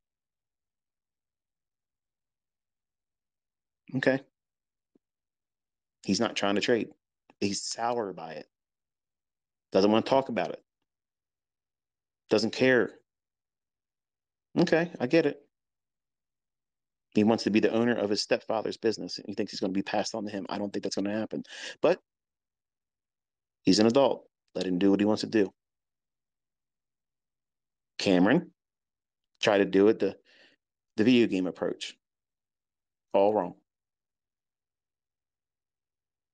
Caleb, slow and steady. Not trying to be big. Not trying to worry about getting out of his job real quick. Just real slow and steady. Real slow and steady. And he'll get there. I'm confident. I'm confident he will have all the traits that I want all of my kids and all of you as my students to have. He's not in a hurry to go in and tell his boss, I don't need to be here anymore. And because of that, he has the right mindset, and it'll carry him. He has no girlfriend, no social life. It's work, study, markets. That might not be for you. Okay. I already said I'm not for everyone. The markets are not for everyone. But there is no sugar-coated, cookie-cutter approach that you're going to be able to walk out there, start making money, have no problems, no issues mentally, no baggage, no drawdown that causes you to think recklessly. There's nobody teaching this stuff. They're all trying to entice you to buy courses, buy memberships, buy products, follow me, copy me trading. You have to deal with the realities of you're going to do it wrong. What are you going to do when you do it wrong? How are you going to cope with it? How are you going to get past it? I've been there. I've been there lots of times. And I thought I had it figured out way faster than I really needed to invest more time. But I had to discover this stuff going through it, patching myself up, stopping the bleeding, and working extra jobs when I didn't have a whole lot of free time as it was, just to get a little bit of money to start doing it all over again and making the same mistakes, thinking that I was going to get a different result. And many of you are doing that. even with my concepts. You're trying to force something that's not in the chart. You're trying to see a breaker. You're trying to see a fair value gap, a silver bullet, because you want it to be there. You're impatient. You're not waiting for it to form. You want it to be there. So you're going to look for it. And damn it, you're going to see it. They're like ink blots. They're Rorschachs. They're projecting what you want to see. And you're fooling yourself instead of understanding how to read price for real. And you can't do that quickly. I've never said that you could do it quickly. But once you understand how to read price and you understand how to determine where the draw and liquidity is, 90 fucking days, you apply that silver bullet, you don't need a job. That is not 90 days you can quit your job. There's people out there taking my comments and making YouTube channel videos saying I'm going out there and telling everybody to quit their job in 90 days. No, you have to at least know what price is doing apart from the silver bullet. Silver bullet's just a multiplier. It's a model that lets you go in and act on what you should already understand about the marketplace. You're not doing that in 90 fucking days. Okay. You're not. You will not. Okay. So that way we're understanding ourselves. But if you spent a year back testing and tape reading and you get a really good feel for what markets are doing and how they work from one liquidity to the next, look at the video I put up, One Setup for Life. I literally tell you how to go in there and use the previous session's liquidity. And for the folks that are asking me, can you teach the London session? Just look at the previous day's afternoon PM session. I don't know why you're making it hard. Like, that's what you do. That's all you do. Apply that in between the 2 o'clock and 5 o'clock in the morning, London Open Kill Zone. Whether it's Forex or futures, it doesn't fucking matter. It's the same stuff. Like, you are all complicating something I've made very simple because you're bringing something that you think is a mountain issue, and it's not. It's insignificant. But because of your impatience, because of the lack of discipline and self-control over yourself, you're making it something bigger. And it's the perfect excuse to say, I don't know how to do it, and it's not working for me. It's not profitable because ICT is not teaching me this and that. I've already taught it. But you don't want to put the work into it, just like my own son didn't want to. And he saw how that worked. And today he had a taste of it for real. And he's drained. Yeah, this is what it's like. It's like fucking boot camp. 6 weeks. You go in there, fluffy, full of fucking ding dongs and bonbons, and they whip your ass into shape in 6 weeks. You're salty as shit. You want to go out there and chew somebody's liver from their abdomen. Well, some people need to go through that to discover that they're their biggest adversary. They're their biggest problem.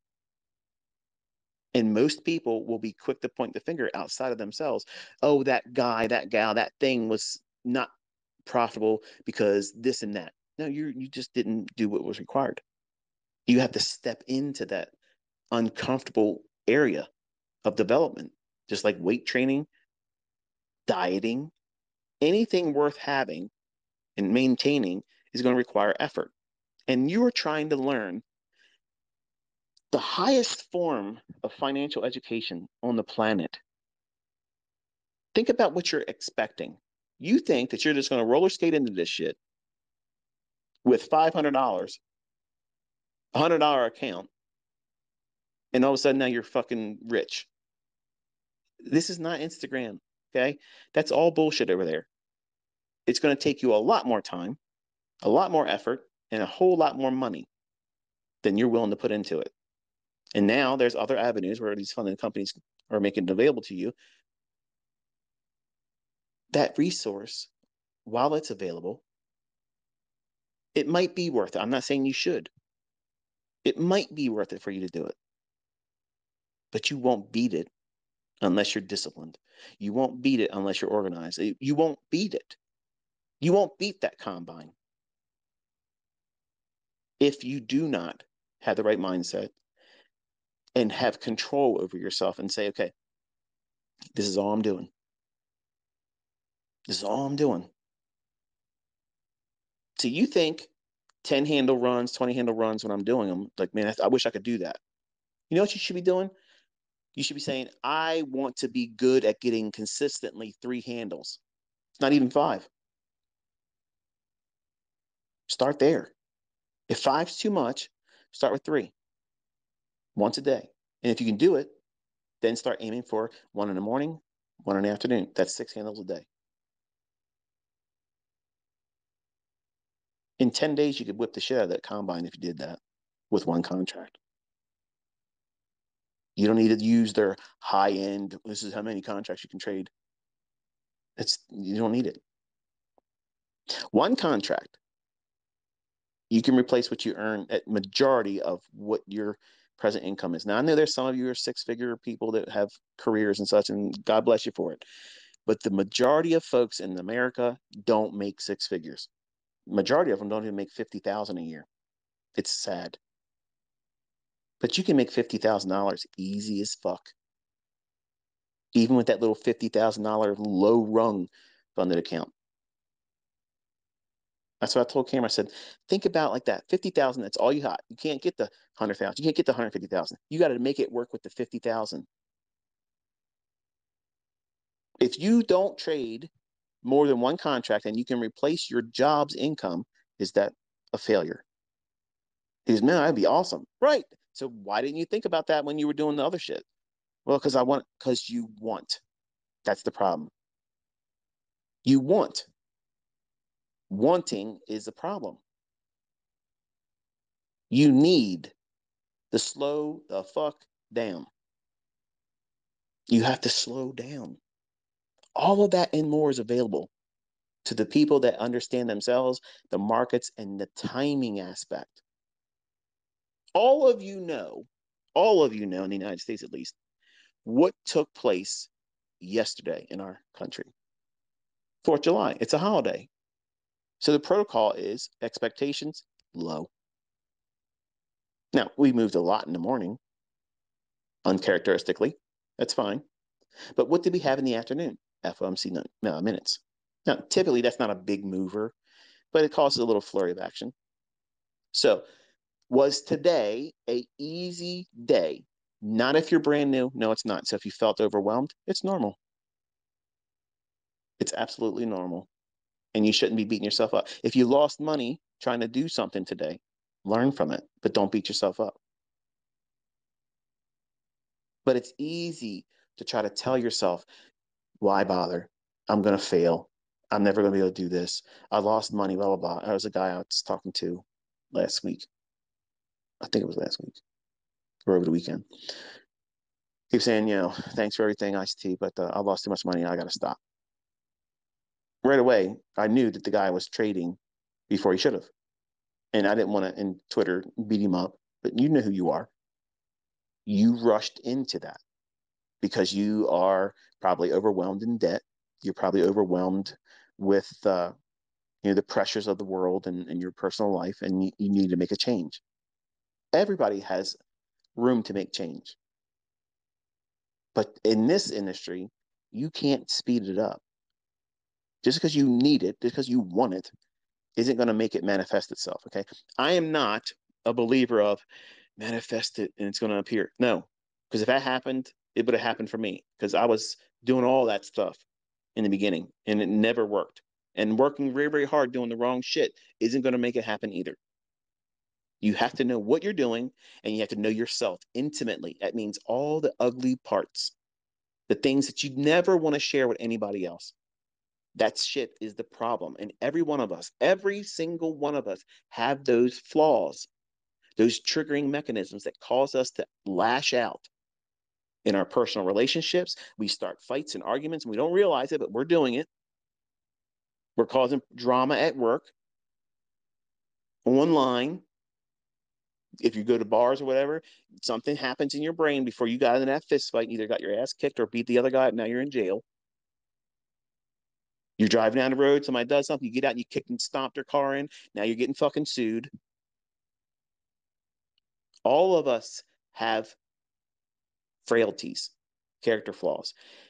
And nobody talks about the things that's going to wreck your ass in trading because it's not pleasant. Nobody wants to be reminded that we're all human, that we all have to wipe our ass. Yeah, that's the reality, folks. There's no sugarcoating in here. And if you don't have these realistic perspectives going into this, it's easy to fall into Instagram fanciful believing it's fairy tales and it's all going to happen for me magically. All I got to do is buy this guy's bullshit, sign up to his Discord, go into his horse shit. Nope. It's going to take a lot of effort. But I promise you, I promise you, if you do what's required, it'll be a whole lot less time that you're fearful it will require. See, you're thinking it's going to take 30 years. No. You're thinking it's going to take 6 years. ICT said it took him 6 years to figure this shit out. No, I had to figure myself out in those 6 years. I figured out everything I needed to know about the trading part in a little less than 3.5 years. But we'll call it 3.5. Just call it 3.5. But it's just a tad underneath 3.5 years. I had everything in my head technically that needed to be applied for me to find everything I needed to find for setups, endless setups. But I wasn't satisfied. I wanted to supercharge it even more, and I was pursuing perfection, and I created a lot more performance anxiety issues in myself, but trying to improve upon what you now know and what I'm sharing here. So it won't take you when you get there, when you arrive at your consistently profitable, comfortable zone where you don't need to do anything else. You don't need to tinker with it. You don't need to change anything. You don't need to watch anybody else's videos, mine included. You ain't got to watch anybody else's courses, books, none of that shit. You know exactly what you're doing tomorrow, the next day, 5 years from now, it's going to be the same show, boring. You go in, you make your money, you stop, you go live your life. That's what real traders do. That's what real traders do. They are not in here all day long, chained to these fucking computers. They're not doing that. They're not doing that, folks. The people that make money, they go in, they get their shit, they get done, and they go live their life. How many of you are looking at trading like that? Chances are you're not. You want to trade the London session, then you want to trade the New York session, then you want to trade the PM session, and then I hope there's going to be a move in the Asian session because fuck it, I got time. No, no. Which time of day works for you? London, morning AM in New York, or PM session? Forget Asia. You can't trade in Asia. There's not enough moves. Can it? Does it sometimes? Yes. But not, in my opinion, not to find consistency and find yourself out of your job. No. No. The volatility is too low right now. When the markets were really wild and we had these really 300 pip handle, not handle, but 300 pip ranges every day, this was years ago. Asia used to be really nice, but it's consolidated and it's a whole lot more quiet in that period of time. Even in the yen pairs, Aussie pairs, New Zealand dollar, they're usually the markets that are prone to be more active then, and they're just simply not enticing enough to do it. So what happens? What do you got to do, ICT? If the only thing I can trade right now is in Asia, then you need to make changes in your life. If you want this bad enough, you'll make the changes. And the efforts that you do in your back testing will give you the courage to make those changes. Don't just do it blindly. Show yourself with evidence that the things that I'm teaching you are in the charts, not because you did it for a week or a month. Really, really go in there and be highly critical. Do the things I tell you, show up in price action. When I tell you they're going to show up, how I teach you that they're going to appear in price. You're not manifesting shit. The market's going to design. It's designed. It's coded to deliver like this. If these things are in price action beforehand, in that time of day, you expect this thing to unfold, and then you wait for it to happen, and you do that week after week until you have months of experience doing it. Nobody's going to be able to convince you that what you have observed isn't the facts in reality. And you will do whatever you need to do to make the changes in your life. That means change your career, change your location, move, step down from how you live. right now. If you're single and you don't have kids, it's real easy to do that. But if you have a family, it's challenging. I'm not saying it isn't. But are you willing, if you discover that you can do this, but you have to make some changes that require you to go down in your living? You might live in a nice single family house. What happens if you go down to an apartment because of the requirements for money or moving to a different time zone? All of you are going to have different things, these different kinds of barriers, but they're not mountains that can't be passed. They're just speed bumps. And I'm trying to minimize it because I know some of you are going to have, but you, ICT, you don't know. It's easy for you to say. No, look, I'm not saying it's easy. I'm saying that I don't have a way of fixing everything for all of you. Remember, no sugarcoating.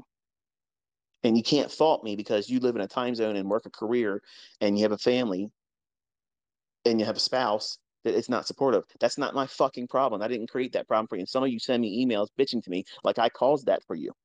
I didn't do that. I don't know you. But that's the level of mentality some people will apply to me as a mentor and think that, I'm somehow supposed to pull something out of my ass to fix that. I don't have a solution for those things. You're going to have to make those changes. So there's a lot of difficulty when you step into this industry, and it's intimidating. And if you start off on the wrong foot, even worse when you're told not to do those things and you do it, and now you have fear behind every execution. You have concern about whether you're never going to be profitable or not. It's easy to talk yourself out of it.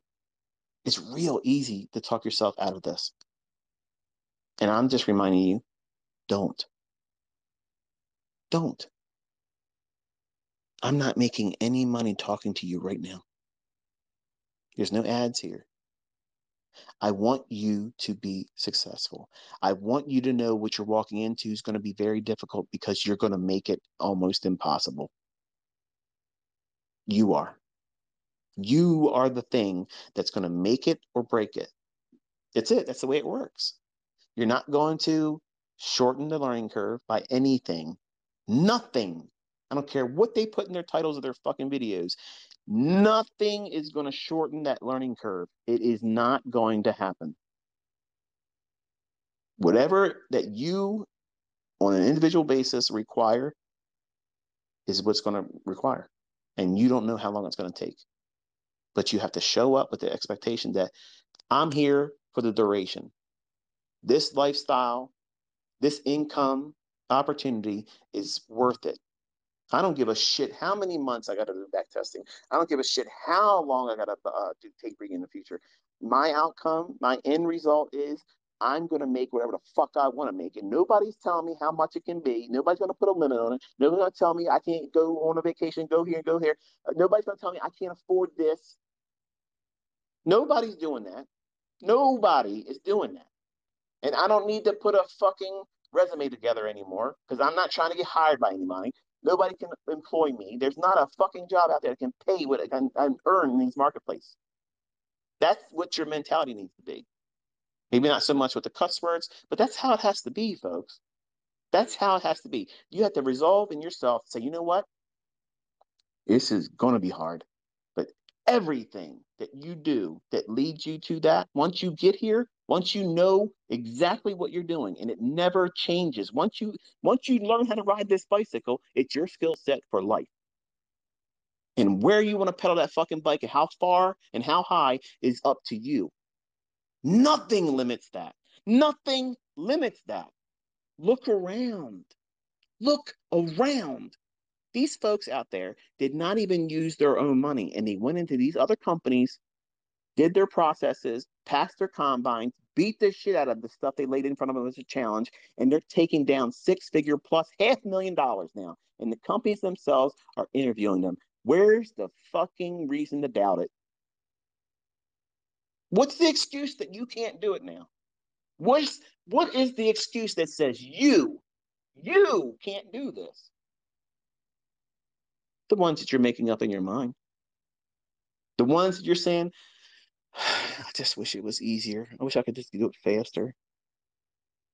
The folks that are doing it, I promise you, their fears, their biggest fear of how long it might take is a joke to them now because they are there now. They can do it. They know exactly what they're doing. They know tomorrow, next year, they're going to be able to do the same shit. And they think about the things that they worried about while they were going up. When they were working their ass off going through this stuff, they were thinking about all the things that you're putting in your brain right now as a reason to just quit. Why bother? I promise you, if you're listening, if you are listening and you've made money using the shit I've taught, and you felt this overwhelming fear, or I want to quit, or it's going to take me forever. Once you got there, isn't it silly how you thought and clung to those fearful things and held them close to you like they're best friends? You don't want to let go of them. Those fearful thoughts are perfect excuses for you to stop. They're excuses as to why you didn't succeed instead of saying, yeah, it's normal for me to feel this way. And when you get there and you make your money and you're consistently profitable, you're going to look back at that and see how silly that was. You're going to laugh literally out loud thinking, why the fuck did I think like that? But it's normal. But once you're there and you look back, it's like, that was dumb. Like that was wasted fear and energy worrying about something that wasn't even that big of a factor. I just showed up every day, did what I was supposed to do, and I'm here now. I can't I can't pull it back from them and say, oh, I don't like you. Let me take that information from you. Your abilities are now being revoked, like a license agreement. No. You learned that skill. You fucking earned it. You worked for it. It's yours now. Run with it. I'm just asking to share with me in private what you're doing. I would love to keep up with all of you. And the folks that do well, they do that. Some of them have stepped out there in the public's eye and they see it. You see it. They want to be bigger giants and titans in the industry. God bless them. I'm not trying to pull any of them down. I'm pointing to them. Look what they did. Look what they did. I didn't tell them those trades. They got in on their own. They pushed their accounts up there on their own.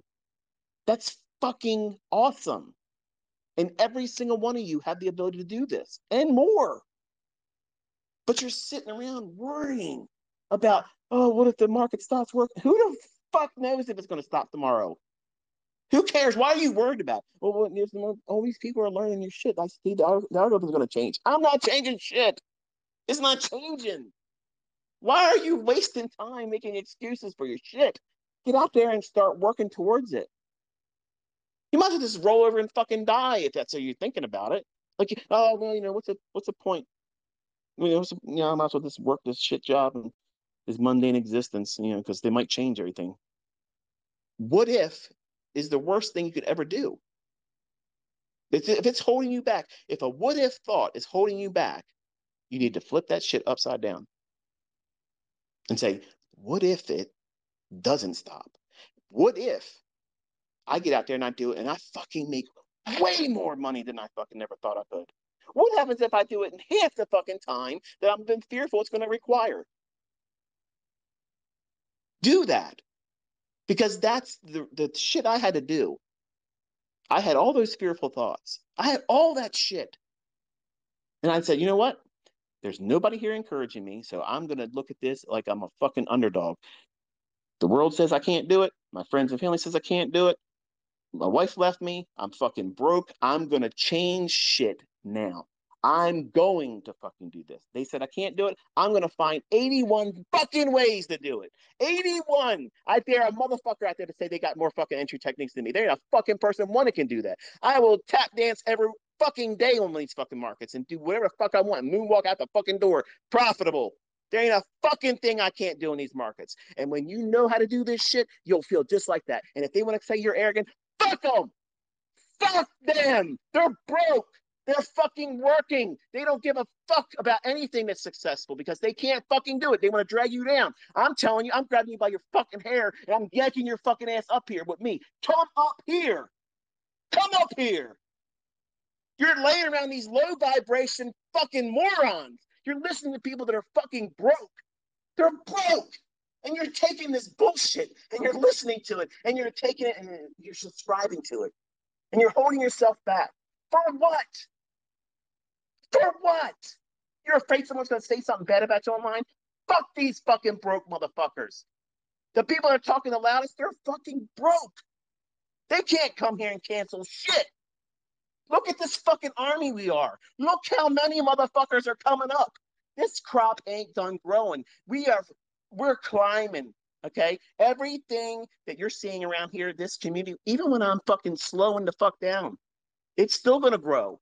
Everybody's gonna be doing this shit in the future, and they're gonna say, you know what? This shit is the real fucking thing. This is the real shit. I wish I never would have done this. I wish I would have started sooner. Every person that's made fucking $500,000, $100,000, whatever the fuck it is, they've always said the same thing. I wish I wouldn't have listened to the bullshit that people say about ICT and his fucking concepts. I wish I would have started fucking sooner. I wish I would have blocked out all the bullshit because this is it. This is exactly what I was looking for, and I wish I would have started sooner. Everybody fucking says that. Everybody says that. Nobody that put their efforts into this and fucking started making money said, I regretted doing this.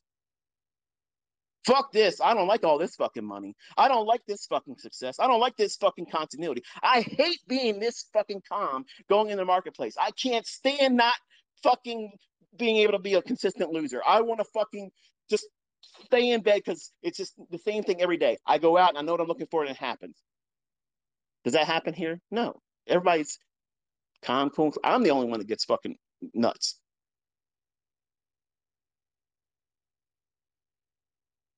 Yes, this is the first time.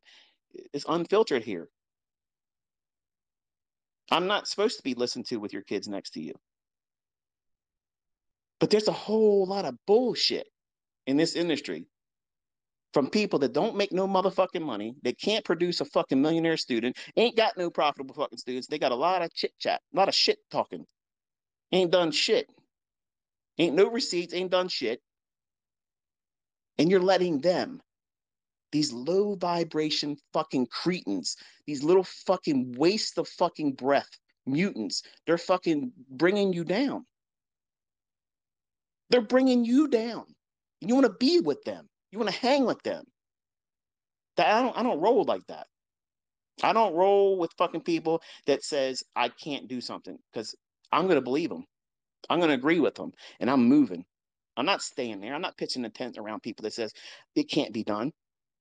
Tell me I can't do it. I'm going to find multiple ways to come back in your fucking face and say, here's this way I did it. This is the way I did it over here. This is the way I did it here. This. You got to motivate yourself. You got to stay motivated. It's not going to be easy.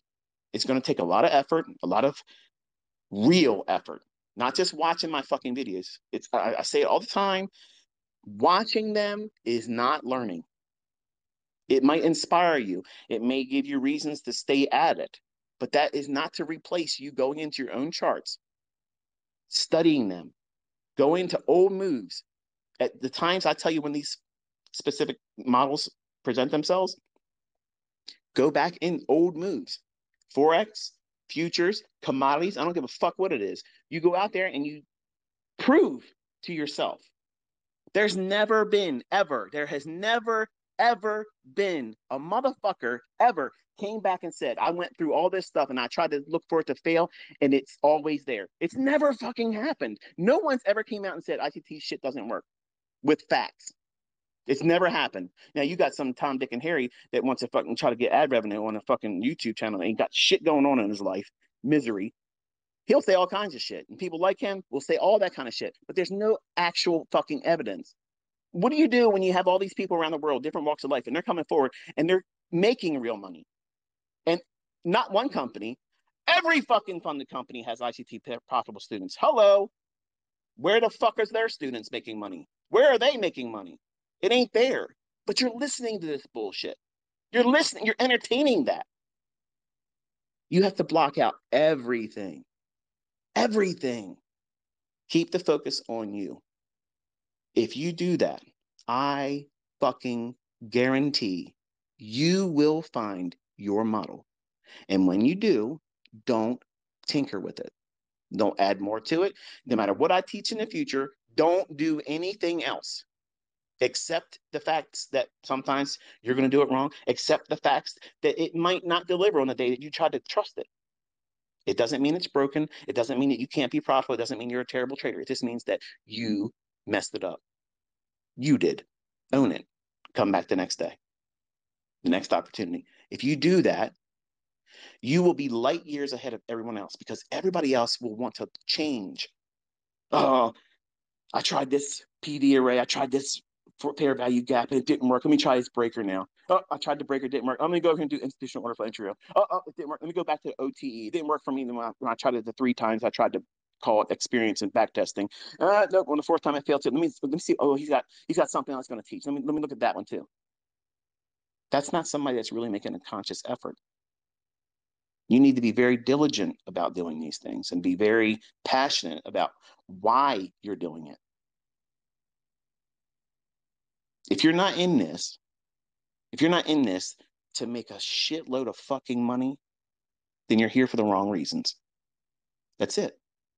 That should be the motivating factor. Lots of fucking money, because that's what's available if you can control yourself and you know what you're doing.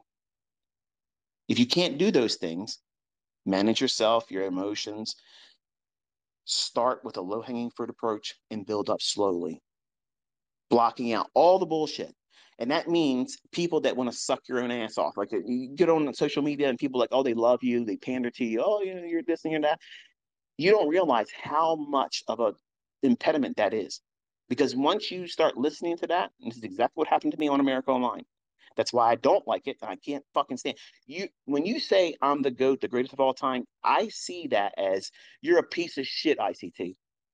Because I think everybody that calls themselves a GOAT is a fucking piece of shit poser motherfucker that can't do shit. There is no GOATs, okay? There's no GOATs. There's no greatest of all time in trading. I'm not a fucking king and ain't no fucking other king out there. Stop pandering to people like that. Stop worshiping them. Don't worship me. I don't need any kind of fucking attention. Just say thanks. That's enough. That's all it is. But when you allow that stuff in, or you start being a part of it, and you're glad handing with other people online, whether it be me or anyone else, you're literally doing all the wrong things. You're making it emotional. There's no reason for that stuff. I'm here. I'm a conduit. Whether you tell me you love me or you don't love me, I'm still going to be doing that shit. So it's not required. Okay. I'm going to be doing it. I'm still going to post videos. I'm still going to post the shit. We got until November. None of this is going to slow down because I don't have enough people calling me the GOAT. I don't want to be called the GOAT. It's important that none of you fall into that trap, whether you're doing it with me or someone else, or that you seek it yourself. Because as soon as you do that, you have now invited emotion, dopamine hits. It's not about that. All of that's going to be impactful to your decision making in trading. Because whatever you did, I'll paint this picture for you and then I'm going to close this. Whatever you did that causes that social media response, oh, you're the GOAT, or that was amazing, or you're beast mode, or whatever, you're going to want to do something again when something creeps into your life, something bad, something uncomfortable. You don't feel good. You woke up with a bad stiff neck and you're just miserable because you can't get comfortable. I need to feel good about something. Let me get somebody to call me the GOAT online. Give me some reason to say I'm an awesome fucking trader. So you're going to go out there and you're going to try to create something in your account. Why? Because the trade's there? No, because you want to do something outside and external to why your model would be telling you to take a trade. It sounds simplistic. It sounds like, well, this is nonsense. No, this is exactly what people do, and they blow their fucking asses out. Their accounts are gone, they're wrecked, and they've ruined themselves. It all stems from something simple like this because you've invited emotion into it. And that's exactly what my son did. He wanted to come out and prove to the world that ICT Junior is now born. And here it is. He wants to go out and run around on social media, Instagram, Twitter, YouTube, and be a menace. He still might be, but he's got to learn how to be a menace in the charts first. He's got to be formidable in the charts. You can have all the, to want to do it right now, but without the skill set that can be acquired with time and effort, and a whole lot more effort now, it won't happen otherwise. Just because I'm daddy, ICT, just because he's my son, does not give him that built-in advantage. There's no built-in advantage. There's no advantage at all.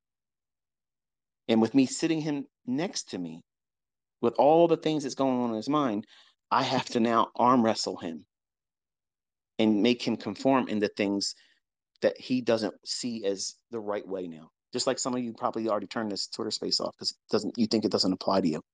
I guarantee you haven't made money if you did. The folks that turn this off are the ones that think that they can go out there and watch a 5-minute trainer video, watch some kind of horse shit, go in and watch my video, and they should be able to walk out and be profitable and pass a funded account challenge the first time and start making $20,000 a month in payouts. That's the people that turn off these parts of the video, or they don't listen to these discussions because they have their own head up their own ass. They can't see where they're at. They don't know the lay of the land. They've never been there before, and they believe the bullshit that's online. So, yes, it's difficult. Yes, it's intimidating in the beginning, but you have to have this approach that you're not going to stop. Nothing is going to deter you. Nothing's going to talk you out of it, you or someone else. And you have to guard your mind. Every single one of my profitable students will tell you the same thing. They have to at least cancel the influence of other people that says they can't do it, whether it's their friends, their family, their coworkers, or people online that know them. Or they completely cut it all off. That's not a cult. That's someone that's secluding themselves for intimate study. If you ever went to college and you were studying for your final exams, did you go and just study in a public space where there's a lot of noise and people can talk to you and do that at work? No. It would be unprofitable. It meant something to you. You had to put a lot of effort into that. Well, this is much worse than that because it's you. You are in the way. What you think you should be able to do, what you're afraid of, what's going to happen to you, what happens if this happens, what happens. You're worried about things that aren't there yet. And if you do the things I'm telling you to do and you develop a good work ethic and journaling, when you encounter the things that you're afraid of, and by hearing what I'm telling you to do and how to cope with all those things, they won't be so terrifying and scary. And the first thing you'll do is stop. It's not an invitation to go press a button. If you're uncertain, if you're scared, there's no shame in that. Stop. Now, there's going to be people out there on Twitter that'll say partials are fucking stupid and you trade like a pussy and they don't ever show you them executing, and they're going to give you every reason why everything I just said in this lecture tonight is counterproductive and counterintuitive. But I'm going to tell you that you have to reward yourself. Along the way, you have to do it. That means when you feel staying in a move and you're brand new, get out. It's so much better to do that and then see if it panned out in your favor and say, okay, I wasn't comfortable there. I got out, and it allowed me to have a clear perspective of what the market was doing because now I'm not influenced by the profit and loss of it.